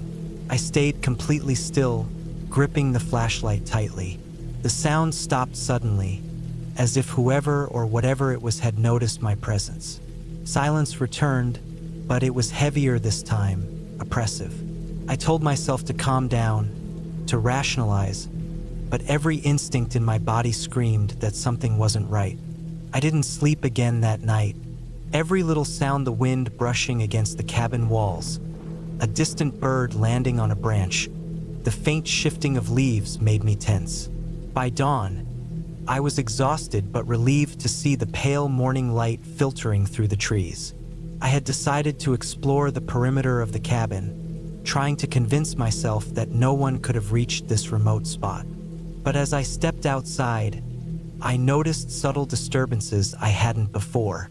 Footprints in the soft earth led from the edge of the forest toward the cabin and stopped abruptly near the door. They weren't fresh, but they were clear enough to see. Panic started to gnaw at me, and I immediately went back inside, locking the door as best I could with the old latch. The forest no longer seemed peaceful. Every shadow felt threatening, every noise amplified. I spent the day inside, keeping a close eye on the windows, pacing nervously, occasionally peeking outside. Nothing moved in sight, but the sense of unease remained, growing heavier as the sun dipped again. By the second night, the noises had changed. Instead of just footsteps, I heard the distinct sound of something brushing against the cabin walls. Occasionally, I caught glimpses of movement at the edges of the clearing. I didn't know if it was a person, an animal, or simply my mind playing tricks after 2 sleepless nights. I started barricading the doors and windows with whatever furniture I could move, stacking chairs against the door and wedging a table under the window latch. I also discovered an old hunting rifle in the corner of the cabin, dusty and long unused. I cleaned it quickly and kept it close, realizing that fear was no longer just a feeling, it was a survival instinct. The forest, which had seemed beautiful during the day, now felt like a trap. Every sound made me flinch. Every shadow seemed like a looming figure just beyond sight. The night dragged on, long and relentless. The brushing sounds became pounding, the movements sharper, almost purposeful. I stayed crouched near the fireplace, the rifle across my lap, waiting for something I couldn't name. Hours passed. At some point, I thought I saw a shadow slip past one of the windows. My hand tightened on the rifle, and I forced myself to remember every safety protocol I had ever read. But the isolation and fatigue made everything worse. I felt trapped like a cornered animal, completely exposed. I didn't sleep, didn't eat, barely moved, waiting for sunrise, waiting for anything to change. When the first light came, it revealed the extent of what had happened during the night. The door had faint scratches along the lower edge, deep enough that they could have been made by fingernails or some kind of claw. The window by the fireplace was slightly ajar, though I had locked it tightly the evening before. I realized then that whatever or whoever had been here wasn't just wandering. They had been testing the cabin, looking for a weakness. My heart sank. I spent the day fortifying every entry point, using nails, wood planks, and anything I could wedge to make the cabin as secure as possible. I rationed my remaining food carefully, conserving energy, and kept the rifle close at hand. Every noise outside, every subtle change in the forest, made me startle. The isolation that had seemed peaceful now felt like imprisonment.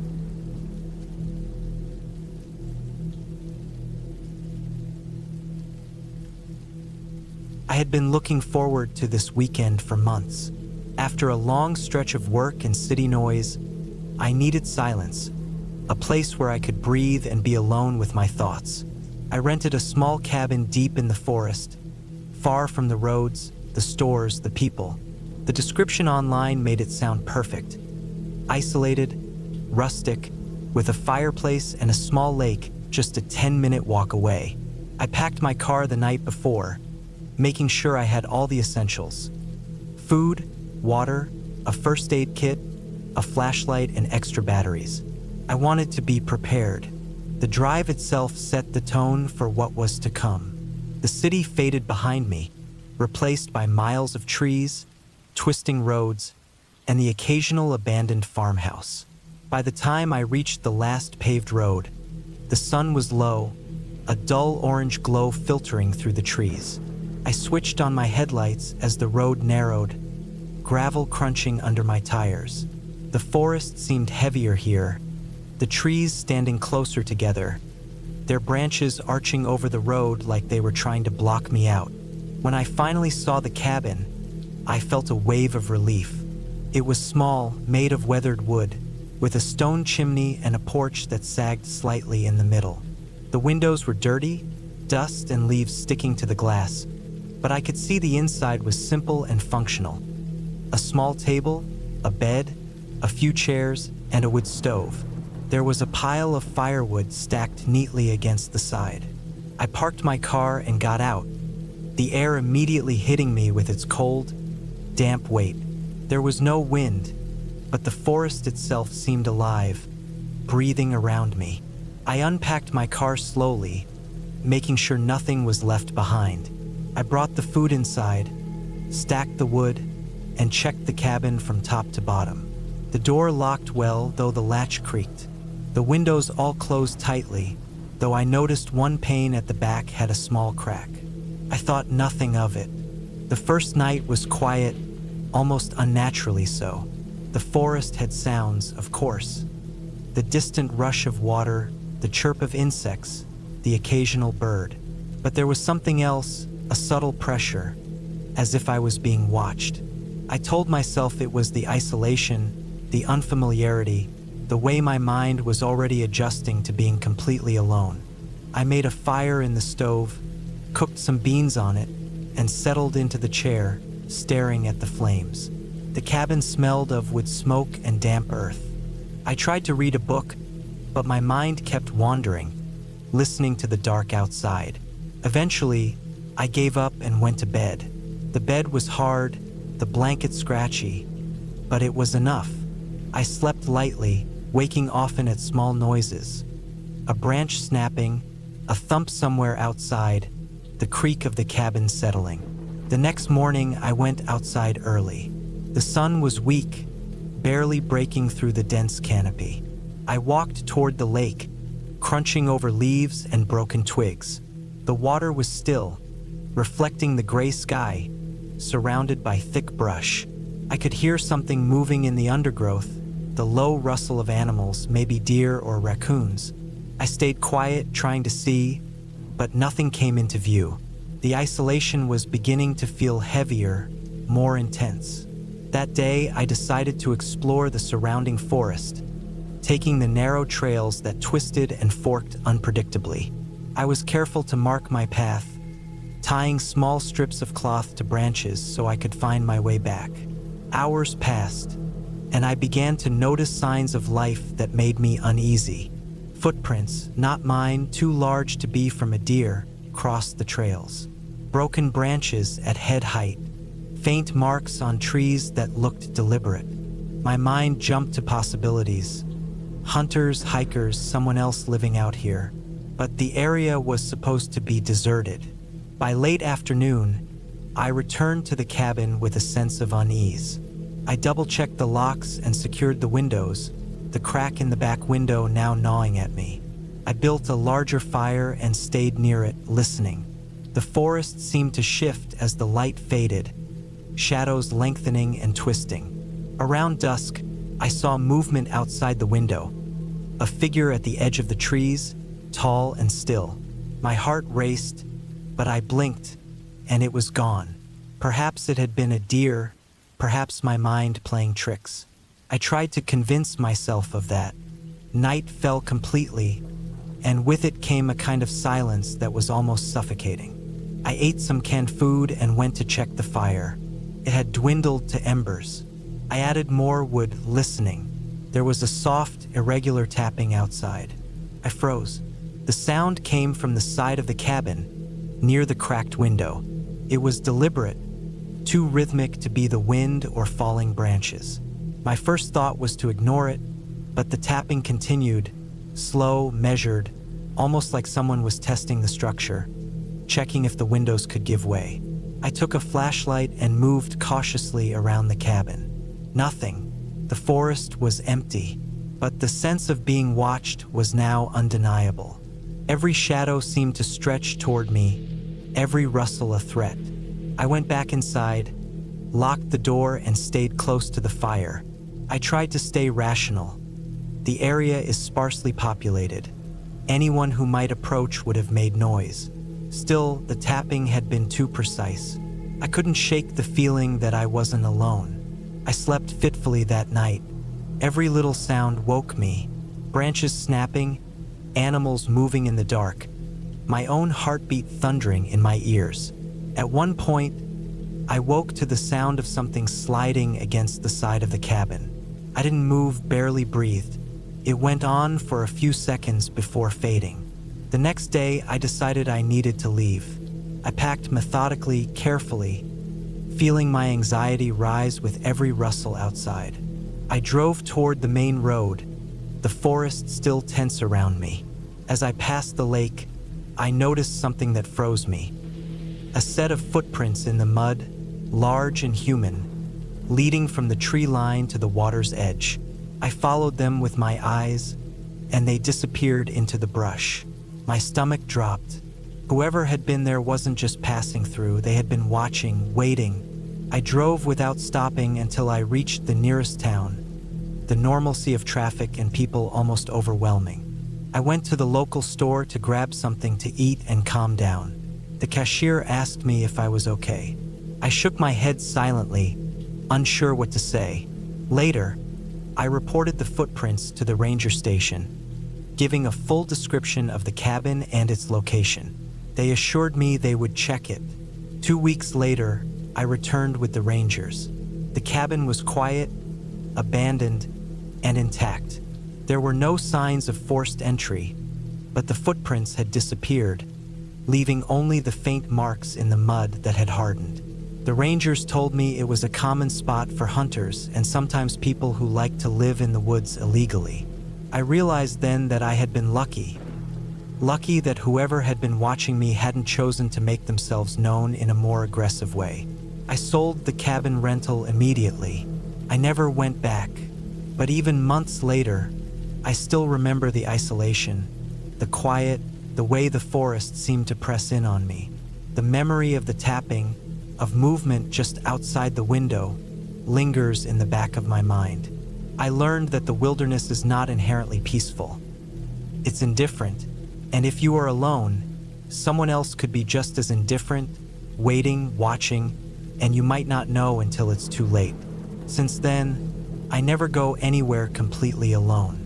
I stick to populated trails, cabins close to neighbors, and always leave detailed plans of where I'm going. That weekend taught me that the most terrifying things in the wilderness are not ghosts or monsters, but the unpredictability of other humans and the vulnerability of being isolated with no help nearby.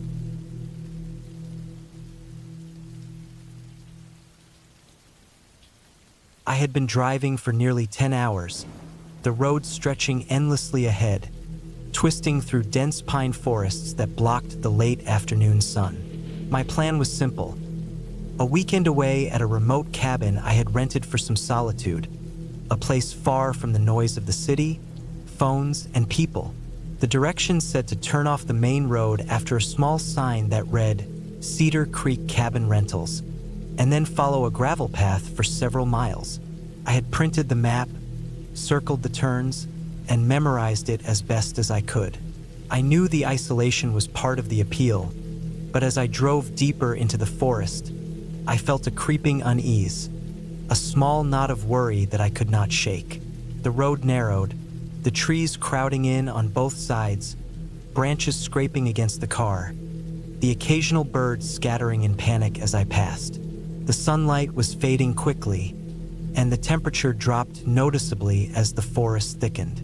Finally, I reached the gravel path, just as the directions had described. It was poorly maintained, full of ruts and loose stones, and the car bounced with each uneven section. I slowed down, careful not to damage the tires. The forest was thick here, darker, almost suffocating. The silence was profound, broken only by the crunch of the gravel under the tires. I could feel my heartbeat in my chest. Somewhere off to the left, I thought I heard the rustle of movement, but I told myself it was a deer or a raccoon. The cabin came into view just as the sky turned orange and purple with sunset. It was small, rustic, a wooden structure that looked as though it had been there for decades. The roof sagged slightly in the middle, the paint faded, and the windows were dusty. A stone chimney jutted upward, though I could see no smoke. I parked the car beside the cabin, noting that there was no other vehicle around. The gravel path stretched back to the main road, but it was disappearing into the forest, almost as though it had never existed. I grabbed my bag and walked up to the cabin. The door creaked as I opened it, and the musty smell of old wood and dampness hit me immediately. The interior was simple: a small living space with a worn couch, a table with a few chairs, a wood stove, and a basic kitchen area. There was a single bedroom with a bed that looked firm but clean, and a bathroom with a shower. Everything seemed usable, but I noticed the faint smell of mold in one corner and small streaks of dirt along the baseboards. The cabin had no electricity beyond a single ceiling bulb, and the fireplace had a stack of logs neatly arranged nearby. I set my bag down and went to check the windows. The forest outside looked thicker than it had from the road, darkening quickly, and the shadows were moving with the wind. I decided to start a fire, both for warmth and to ease my growing anxiety. I stacked some logs in the stove using kindling and newspaper to get it going. The first few matches failed, but eventually I had a steady flame. The warmth and the soft crackling sound eased me slightly. I went through my things, unpacked clothes, and prepared a simple dinner of canned soup. As I ate, I kept glancing out the window at the trees. The forest was still eerily quiet. No birds, no wind, nothing. I shook my head, trying to convince myself it was normal for such a remote area. Night fell quickly. The sky was dark, filled with stars I had not seen in years because of city lights. The cabin felt small and vulnerable in the vast darkness of the forest. I kept the fire going, adding logs to keep the warmth up. After cleaning my dishes, I went to the bedroom to sleep, but I couldn't shake the uneasy feeling in my chest. I lay on the bed, listening to the forest outside, and heard a faint snapping sound. I froze. It was quiet, but deliberate, like a branch being stepped on. I told myself it was probably an animal, maybe a deer or a raccoon, and tried to focus on my breathing. Then I heard it again, closer this time. Footsteps? My pulse quickened. I strained my ears, but the sound stopped. I told myself I was being paranoid. The cabin was isolated, yes, but there were no roads leading to it, and I was the only one here. Still, the forest around the cabin pressed in, the shadows twisting in the firelight, and I couldn't shake the feeling of being watched. I lay awake most of the night, listening to faint noises outside. A branch snapping, the wind moving through the trees, an occasional rustle in the underbrush. Around 2 a.m, I heard a sound that made my blood run cold. It wasn't an animal. It was deliberate, slow, almost cautious. Footsteps approaching the cabin, moving around the perimeter. I stayed as still as possible, heart hammering. The steps stopped right outside the front window. I could hear someone breathing, faint but human. My mind raced. There was no way anyone should be here. The nearest neighbor was miles away. Whoever it was, they knew I was alone. I tried to remain calm, thinking quickly. I checked the kitchen and found a large cast iron skillet. I grabbed it and moved quietly to the bedroom, keeping low. The footsteps started again, moving toward the back of the cabin. Whoever it was had to be watching me. I crouched by the window, straining to see, but the darkness made it impossible to make out anything clearly. My instincts screamed at me to leave, but the car was on the far side of the cabin, and the path was long and exposed. I realized I needed a plan. I grabbed my phone, only to discover there was no signal. I was completely cut off. The fire was dying down, and I added another log, making sure the light and warmth continued. The footsteps had stopped again. I took a deep breath, trying to steady my nerves. I remembered a small axe in the corner, part of the fireplace tools. I moved quietly and retrieved it, feeling the weight of it in my hands. At least I had something to defend myself if it came to that. Hours passed in tense silence. Every small noise made me jump.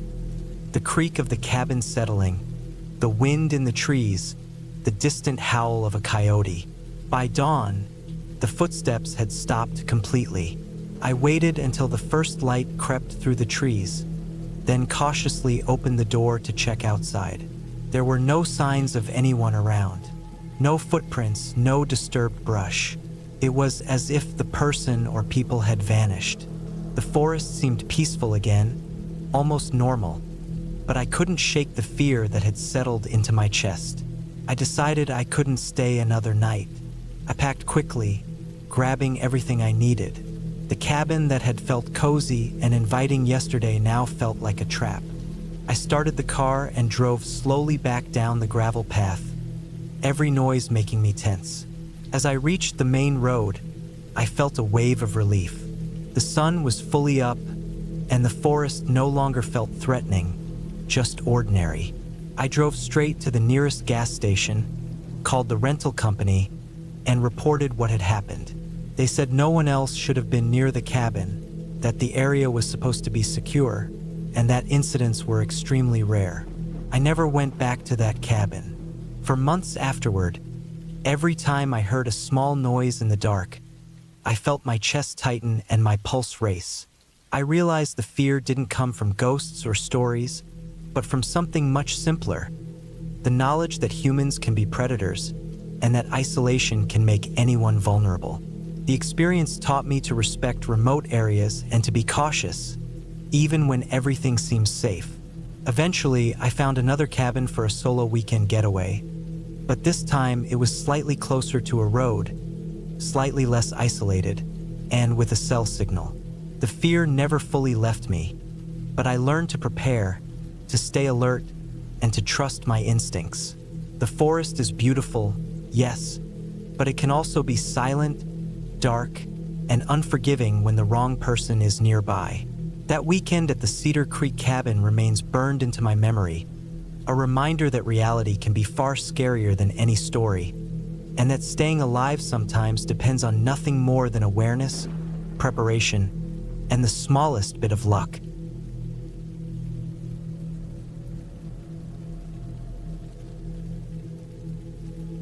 I had been planning this cabin trip for months, trying to escape the city and the constant noise of people, traffic, and screens. I wanted to be alone, to hear my own thoughts clearly, to be surrounded only by the quiet of the woods. The cabin I rented was small, old but sturdy, tucked deep in a valley where the trees were thick and the nearest road was several miles away. The drive had been long and winding, and I had noticed how, the further I went, the fewer cars I saw, until the asphalt ended and I was driving on a dirt path lined with overgrown bushes and moss-covered stones. The air smelled different here, sharper, colder, with a faint scent of wet soil and pine that clung to my clothes as soon as I stepped out of the car. The cabin was made of dark wood, its walls rough and uneven, showing the wear of decades. The windows were old, the glass cloudy with years of grime. Inside, the cabin smelled like damp wood and dust. A stone fireplace dominated one corner of the small living room, its blackened interior a reminder of past fires. There were basic furnishings: a wooden table with uneven legs, 2 chairs, a small couch with the fabric threadbare, and a narrow bed with a thin mattress. The cabin had no Wi-Fi and very limited cell service. That was exactly what I wanted. I spent the first day unpacking, setting up my things, and exploring the area around the cabin. There was a small creek nearby, barely more than a stream, its water moving swiftly over smooth rocks. I walked along its banks, watching leaves float on the surface, listening to the hum of insects and the occasional call of a bird. The sun started to dip behind the trees, casting long shadows across the forest floor, and I returned to the cabin before it got dark. I lit a fire in the fireplace, using wood I had gathered from a small stack outside. The flames crackled and popped, filling the room with warmth and light. I sat on the couch, watching the shadows dance on the walls, feeling the quiet press in around me, but in a comforting way at first. Night came quickly. Outside, the wind picked up, rustling the leaves and bending the trees in jerky movements. I had left the windows slightly open to let in fresh air, but the noise of branches scraping against the cabin made me aware of how exposed I was. I tried to read, but the words blurred after a while, and I found myself just staring at the fire. At some point, I realized I could hear something else, faint and rhythmic. At first, I thought it was the creek, but then I realized it had a pattern that didn't match the water. A soft thumping like footsteps. I froze. The noise stopped. My heart started to beat faster. I told myself it was an animal, a deer or a raccoon, moving outside. I tried to shake off the unease. I checked the windows and doors. Everything seemed fine. The locks were old but sturdy. Still, I couldn't shake the feeling of being watched. I kept the fire going, even after I was tired, feeling safer in the light. Eventually, I drifted off to sleep on the couch, the fire reduced to glowing embers. I woke before dawn, the cabin colder than I expected. The fire had died completely. The thumping was back, this time louder, closer. My eyes darted around the room. Shadows from the trees outside made strange shapes on the walls.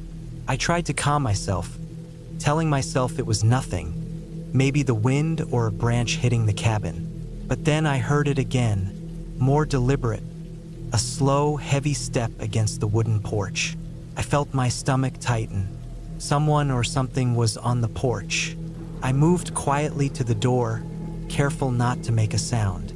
I realized there was no other way to leave the cabin without being noticed. The windows were small and high. I couldn't jump out safely. I considered waiting, hiding somewhere inside, but there was nowhere really safe. The porch creaked again. Whoever it was pacing slowly, deliberately. I decided to face it, but quietly, keeping the door locked. I grabbed a heavy wooden chair, holding it in front of me like a shield. Hours passed in this tense silence. I didn't see anyone, didn't hear anything more for a while, but I didn't leave the cabin. I rationed my water and food, keeping low to avoid making noise. The isolation made the fear more intense, each small sound magnified in my mind. Shadows seemed to move on their own, and the wind sometimes sounded like whispering voices. I had to remind myself constantly that this was the mind playing tricks, that it was just the environment. The next day, I decided to explore the cabin more thoroughly, to understand if there were any hidden dangers or easy escape routes. I found a small storage shed behind the cabin, locked but not heavily. Inside were tools, a shovel, an axe, and some old cans of paint. I realized I could use the axe to protect myself if needed. I also found a small map of the area, showing nearby roads and trails. One trail led to a dirt road that connected to a main highway about 5 miles away. If I could reach it, I could get help. As night fell again, I prepared differently. I moved the furniture to block the door, kept the axe within reach, and made a fire that would burn through the night. The thumping returned, but this time I was ready. I watched the door, every shadow, every sound, and waited. Hours passed. The sounds came and went, sometimes closer, sometimes further away, always unidentifiable. I stayed alert, muscles tense, breathing shallow. In the morning, I noticed footprints in the soft mud near the porch. Human footprints, large, heavy, not wearing shoes but thick socks or boots. Someone had been outside all night, watching, waiting. My fear spiked, but so did my determination. I couldn't stay there anymore. I gathered my supplies, packed everything, and prepared to leave. The hike to the dirt road was exhausting. The forest was dense, and I had to move quietly to avoid being followed. Every sound of snapping twigs or rustling leaves made me stop and listen. I didn't look back until I reached the open dirt road. There were tire tracks in the mud, recent. Someone had been following the same path I was now taking. I ran. I ran without looking back, pushing through branches and roots, scraping my skin but not caring. Finally, I reached the main highway. The sight of a passing truck made me wave frantically. The driver slowed, saw my desperate state, and stopped. I got in, explained as best I could without breaking down entirely. The driver called the police, and I stayed with them until officers arrived. They took my statement, promised to search the cabin area. Later, I learned that a drifter had been living near the valley, preying on hikers and travelers who sought solitude. They had been arrested, and the cabin was cleared. Even after the immediate danger passed, the fear lingered. For weeks, I couldn't sleep without checking doors and windows multiple times. The isolation that I had once craved now felt like a trap I had narrowly escaped. But I also felt a deep sense of relief and empowerment. I had survived, had navigated fear and uncertainty, and had relied on my instincts. The experience changed me. I learned to respect nature, isolation, and human unpredictability in a way I never had before. I also learned to prepare meticulously for situations where being alone could become dangerous. Eventually, I returned home and went back to my normal life, but the memory of that cabin, of the thumping on the porch, and the oppressive silence of the woods stayed with me. I visited therapy to work through the anxiety it caused, and I took self-defense courses.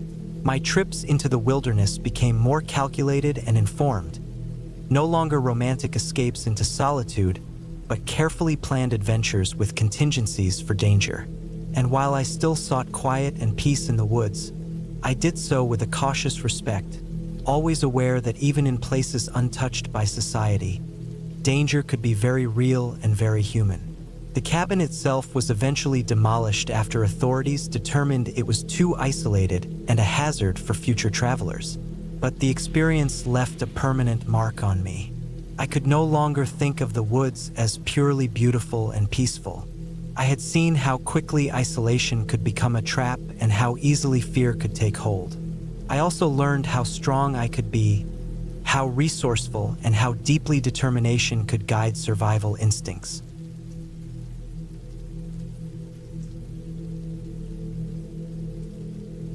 I had been looking forward to this cabin trip for months.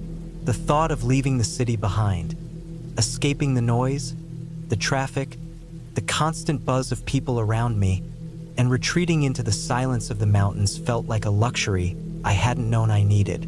The cabin was remote, tucked into the edge of a dense forest at the base of a rugged mountain range, far from any paved roads. I packed my car carefully, making sure I had enough supplies to last 3 days: food, water, a first aid kit, a flashlight, extra batteries, and my old camping gear. I had always been self-reliant in situations like this. I liked that sense of control, even when I was alone. The drive was longer than I expected. The first hour was smooth, roads lined with trees, sunlight spilling through the leaves, casting mottled patterns on the asphalt. I was relaxed at first, humming along to the radio, watching small towns pass by. But after the main road ended, the narrow, winding path through the forest became rough and uneven. Potholes and loose gravel forced me to drive slowly. Every now and then, the car rocked as my tires hit something buried under the dirt. I could feel the tension building inside me, a faint pressure in my chest that wasn't entirely unpleasant. This was what I had come for: the isolation, the unknown. By the time I reached the final turnoff, the sky had started to darken. I had underestimated how quickly the sun would set behind the mountains. The dirt road narrowed even further, barely wide enough for my car, with trees so close on either side that their branches scratched the sides as I drove past. The only sound was the crunch of tires on gravel and the occasional call of a distant bird settling in for the night. I kept telling myself it was still early evening, but the shadows between the trees seemed to grow longer with every turn. Finally, I saw the cabin. It was small, made entirely of wood, with a steep roof and a porch that wrapped around one side. It looked exactly like the photos I had seen online, but in person, it carried a weight that pictures could never capture. It felt heavier somehow, more permanent and immovable, like it had been there for 100 years, waiting. I parked my car at the edge of the clearing and got out. The air was crisp, filled with the scent of pine and damp earth. I carried my bags to the cabin, noticing that the forest seemed to press in closer around me the further I walked. Each step made a soft crunch on the pine needles scattered across the ground. The cabin was cold inside, the air stale from months of disuse. Dust coated the floors and surfaces, but everything appeared intact. There was a small kitchen area, a living room with a stone fireplace, a narrow staircase leading to a loft, and a bedroom beyond that. I set my bags down and walked through the space, noting how quiet it was. Not the peaceful kind of quiet I had hoped for, but the kind that feels alive in its own way, like the forest outside was holding its breath, watching me. I lit a few candles and unpacked my supplies. I wanted to feel settled, but I couldn't shake the sensation that the forest was pressing against the cabin walls. Night fell faster than I expected. The shadows deepened, and the sounds of the forest grew louder. Owls hooted in the distance, and small animals rustled through the underbrush. The wind picked up, brushing against the trees and creating a low, whispering sound that made the hairs on my neck stand up. I decided to make a fire in the fireplace to keep warm. As I fed logs into it, the flames cast flickering light across the room. I kept glancing at the windows, seeing the forest stretch endlessly into darkness. Around midnight, I heard the first real sound that made my stomach tighten. It was faint at first, like a branch snapping somewhere far from the cabin, but then it repeated, closer this time. A crack, followed by a soft thud. My pulse quickened. I told myself it was probably an animal, a deer, a raccoon, but the timing didn't feel right.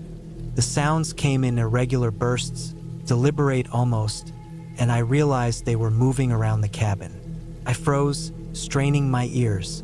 There was a rustle, then silence, then the faintest scraping sound against the side of the cabin. I went to the window and peered out into the darkness. I could barely make out shapes between the trees. The forest looked endless, a black wall punctuated by occasional moonlight breaking through the branches.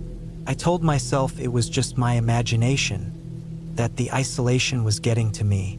Still, I couldn't shake the feeling that someone, or something, was there, moving closer. I checked the locks on the door. They were old, the kind that could easily fail if forced. My sense of control started slipping, replaced by a gnawing anxiety. Hours passed, each second stretching into an eternity. Every small sound, the wind brushing against the walls, a tree limb snapping, a rustle in the underbrush made me jump. I tried to stay calm, reasoning with myself, but the tension was suffocating. By 3 a.m., I realized I couldn't sleep. I kept moving from room to room, checking the windows, listening. The forest outside seemed alive, aware of me in a way that made me deeply uneasy. At first light, I could see more clearly. The forest floor was disturbed, leaves trampled and branches broken. I followed the marks around the cabin, realizing that something had indeed been circling the building during the night. It wasn't human tracks, they were too uneven, but it was large, too large for a deer or a fox. Panic started rising in me, but I forced myself to stay calm. I packed my car as quickly as possible, trying not to make noise, trying to move without drawing attention. As I drove away, my heart still racing, I kept glancing in the rearview mirror. The forest remained dense, dark, and silent behind me. I told myself I would never underestimate isolation again, that I would stick to cabins closer to towns, closer to people. The memory of that night, the endless shadows, the scraping sounds, the weight of the forest pressing in would stay with me forever. A reminder of how fragile control really is when you are truly alone. I reached the first paved road by late morning. Relief washed over me, the tension in my shoulders finally loosening. The city noises, once annoying, now felt comforting. I had escaped the cabin, yes, but I had also been changed by the experience. I understood something about fear that I hadn't before, how quickly it can build in the absence of people, how the mind fills the empty spaces with possibilities. And even now, months later, I still avoid driving down remote forest roads at night. That cabin, that night, remained etched in my memory like a warning I could never ignore.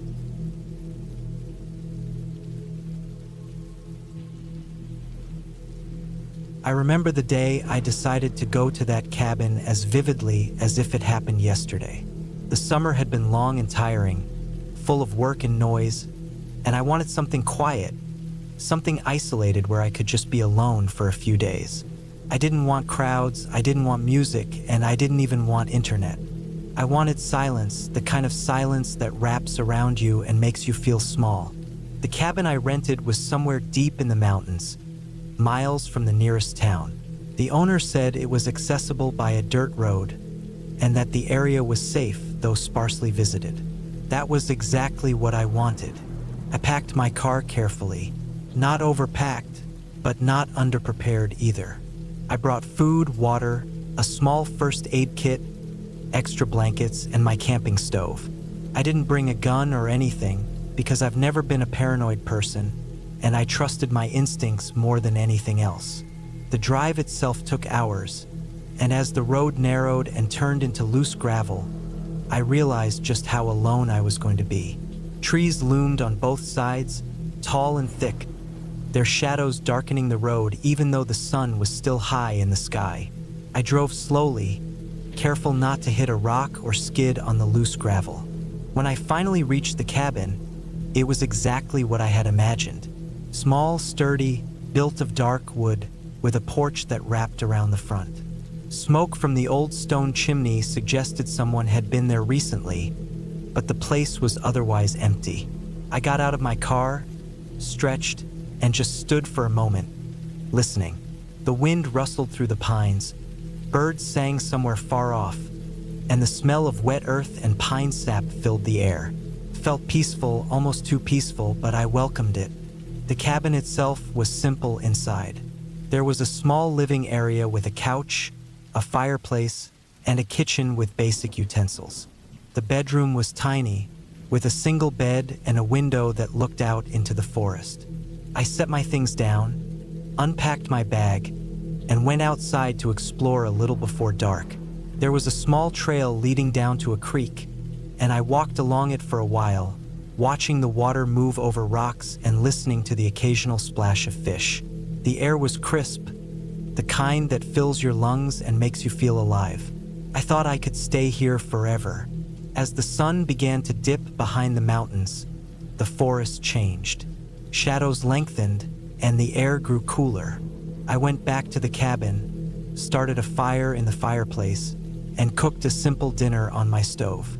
I sat by the fire for hours, reading a book, letting the quiet settle over me. Eventually, I went to bed early, thinking I would sleep like a rock after the long drive. The first night was uneventful. I woke a few times to the sound of wind in the trees, but nothing alarming. It was exactly the kind of isolation I had hoped for. When morning came, I made coffee and went outside to stretch. That was when I first noticed it, the footprints. They were small, about the size of a man's boot, leading from the edge of the forest toward the cabin and stopping at the porch. My heart started racing, but I forced myself to think rationally. Maybe a hiker had passed through, or maybe a hunter. The area was remote, and tracks in the dirt could appear overnight. I told myself not to overreact, that there was no immediate danger. But then I started noticing other things. The firewood I had stacked neatly the night before had been disturbed. One piece had fallen to the ground, as if someone had touched it. I checked the doors. Everything was locked, exactly as I had left it. Still, the feeling of being watched settled in, low and heavy, the kind that gnaws at your stomach. I spent the next day walking along the trail, carrying a small hatchet for reassurance, and tried to ignore the unease. The forest seemed quieter than before, almost too quiet. No birds, no rustling, just me and the shadows of the trees. I reminded myself that the mind plays tricks, especially when you're alone in the woods. When I returned to the cabin, I locked all the doors and windows, piled more wood into the fireplace, and tried to read by the fire again. But sleep that night was hard. Every sound, the wind, the creaking of the cabin, distant cracking branches, made me tense up. The following morning, The unease became impossible to ignore. There were more footprints, now circling the cabin, fresh and deep. They weren't random. They formed a path, deliberate, as if someone had been pacing, watching. My stomach sank, and I realized I was not alone. For the first time, fear gripped me cold and solid. I didn't know who was out there or why, but the thought of someone so close without my knowledge was terrifying. I considered leaving, but the dirt road back to the main highway was nearly an hour's drive, and I wasn't sure I could make it safely without being noticed.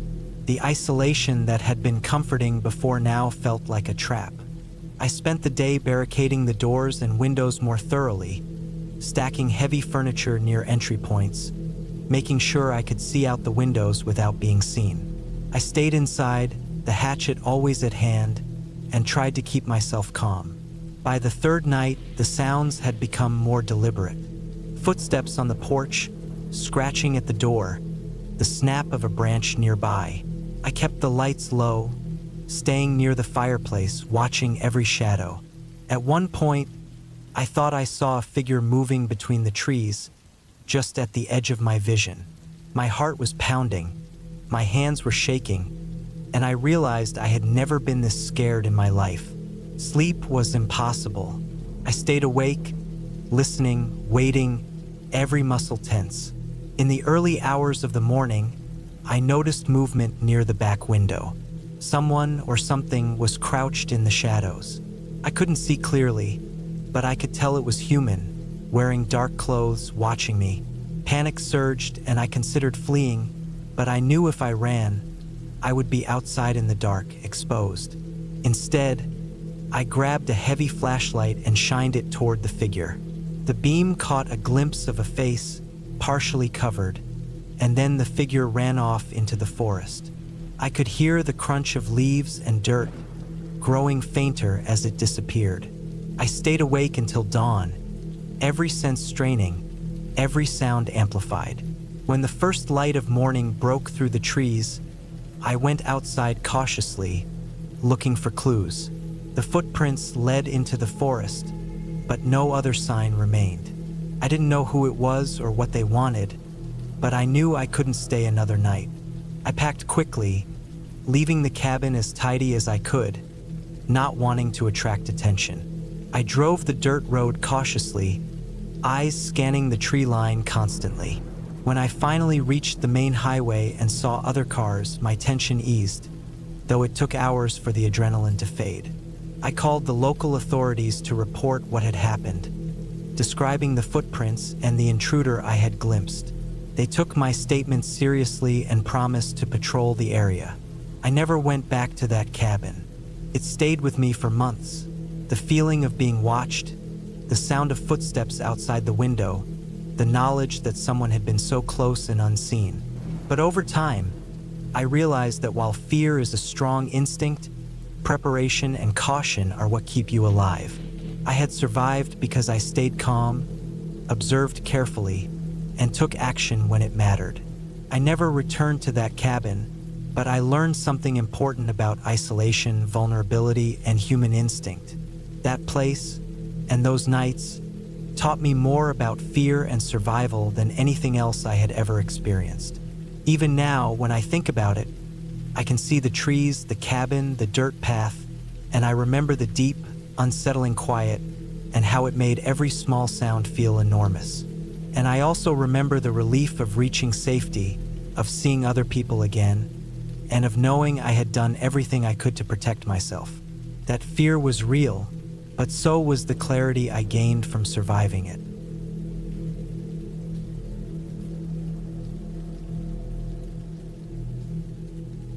I never wanted to go in the first place. Let me take you back about 5 years. My wife had this idea that she really wanted to rent out a cabin in the woods. Camping was a no, given that it's just a thin sheet between you and the elements, but a cabin, a wooden structure, that was something she could deal with. After weeks of telling me how great it would be, I finally signed up for what was supposed to be an incredible camping adventure in a log cabin. It took a few weeks of planning, but we finally pulled out all the stops, got everything into our car, and drove the 6 hours to this remote cabin. It was a 4-hour drive and then a 2-hour trek through the wilderness in our car to reach the location of this amazing cabin. I'm gonna be honest, she picked this place mostly for the Instagram photos, and when we got there, it was very much to our disappointment not what we had been sold. It was very much the case that what had once been a very photogenic spot had become decayed over the last few years, not maintained, and was generally a disappointment. Things had started off great. As you can imagine, me and my wife weren't best pleased, but were absolutely exhausted from the drive, and there was no way we were going to ask for a refund on a 2-night stay, so we decided to just suck it up and go to bed. That's when we discovered something that I really wasn't happy with. The bed sheets looked like they hadn't been changed in weeks. That's one thing.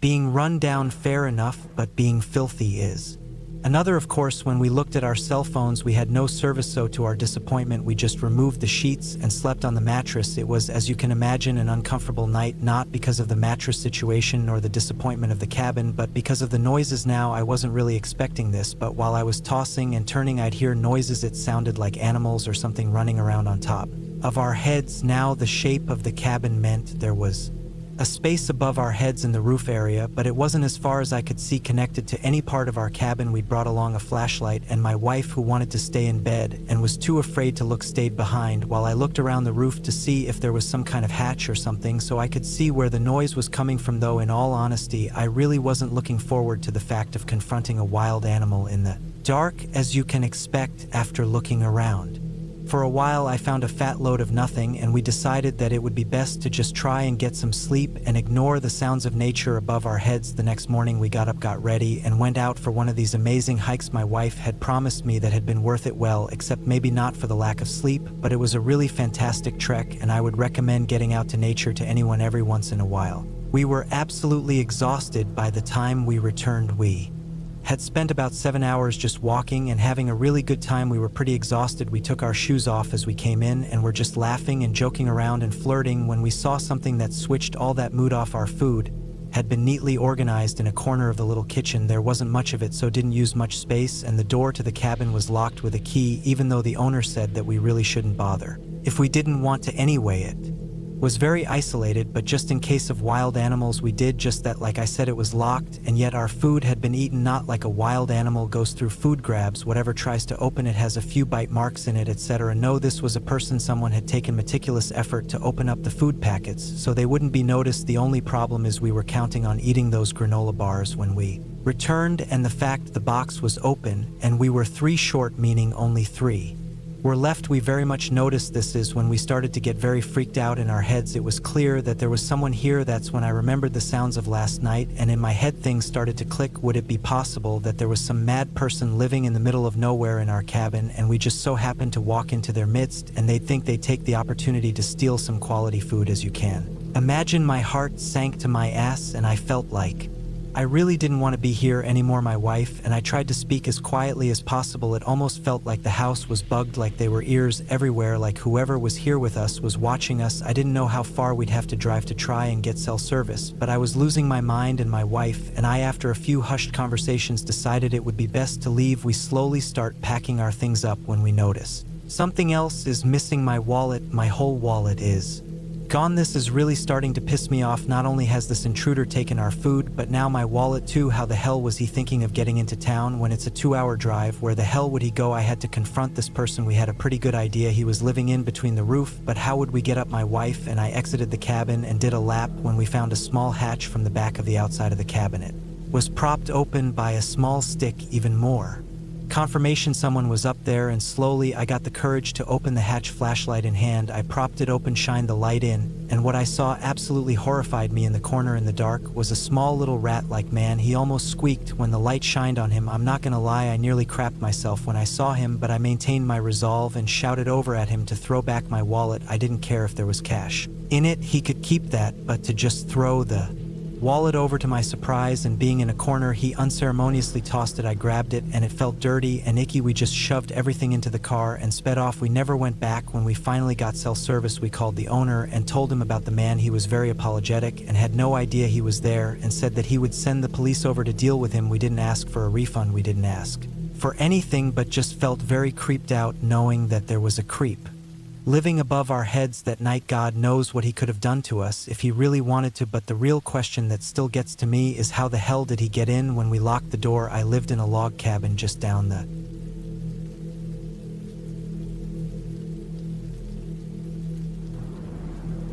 When I was 13 years old, we visited my grandparents who lived in a cabin in the woods near a small lake. It was a beautiful view in the mornings, and I decided to take a friend with me because there wasn't any Wi-Fi, just an old small TV that was used in the 1990s that barely had a few channels and a VCR player. They had a lot of horror VCR tapes because my grandmother loved horror. And now on to the story. The location of the cabin is a 3-hour drive from town and about 6 hours from where we lived. The road trip was amazing. We got there at about 8 p.m. at night. Me and my friend were so happy to be there. I flung open the doors of the car and went to hug my grandparents as they showed us where we would be sleeping. It's in the upstairs, a big room with one bed and a bathroom and a balcony overlooking the lake. It was winter and snowing at night, but I always get warm, so I open a window or door for cold air. I opened our window in the room and went down to grab our stuff. When we got down, my Dad passed us our things and my friend took it upstairs while I was sitting and waiting for my grandmother to make us hot chocolate. I asked her if me and my friend could watch a movie before bed. She said it was okay, but to not put the TV on too loud. After we ate, drank hot chocolate, and showered, my parents and grandparents were already asleep, so me and my friend were searching for a horror movie and decided on Friday the 13th to started watching it. It was nice to watch something before we went to sleep, and after the late night screening we decided to go to sleep. I closed the doors and we slept. The next morning I woke up at 8 and rushed down the stairs to eat breakfast and got ready so that we could go for a walk. It was a nice sunny day in the snow, but still a bit chilly. We asked my grandparents and Dad if we could go on the walking route, and they said yes, but that we should stay on it. As a matter of fact, my grandmother packed us a bag with soda and snacks for when we got hungry. As soon as we were done eating, we started to walk. It was a nice long walk around the forest. It was almost an hour that we walked slowly. I sat down on a rock to eat something and my friend sat next to me when we all of a sudden heard a loud weird noise a few miles in front of us. We looked at each other and stood up and walked into the direction of the sound. That's when we saw blood on the snow. At first I thought it was perhaps a fox that got a rabbit, so we walked on. All of a sudden we heard the sound of a girl calling for help. Hello, is anyone out there? We started walking in the direction where we heard the sound coming from, but my friend grew anxious and told me that it might be a bad idea. I brushed it off and told her that the girl must be lost. We kept on walking for a while. It was quiet and we started yelling out loudly, hello, where are you, like silly 13-year-olds do, and we heard the same thing again and started running to the sound. I tripped over a rock and fell into the snow and my friend started to laugh. When I stood up, my friend showed me that in front of us was another cabin. We thought it may be a good idea to go inside. When we went in, we saw girl shoes and shirts and panties laying around the place with old food that had started to rot, dishes and cobwebs. We could see that the place had been abandoned for a while. We looked around more and went into a room that was horrible looking. For some reason there were chains against the wall and a bed with straps on. We looked around and saw blood against the wall and floor. We screamed when we turned around and saw a girl standing by the door saying, help me, my friend, and I started running out of the cabin as quickly as we could. We came back on the route and didn't stop running and decided not to tell my parents nor grandparents what we saw in fear of getting into trouble at home. We went into our room and talked about it and ignored it. We watched movies to let time pass by that night. When we went to bed, because we were tired from the walking and watching movies all day, we went to bed when I heard screaming and woke up to see my friend standing by the balcony. I asked her why she screamed like that and my parents would be mad. She said to me that it wasn't her, it was the girl by the lake, and that there was the same girl and some other girls standing there yelling for us to help them. I closed the door and we went inside scared as hell. We turned around and my dad was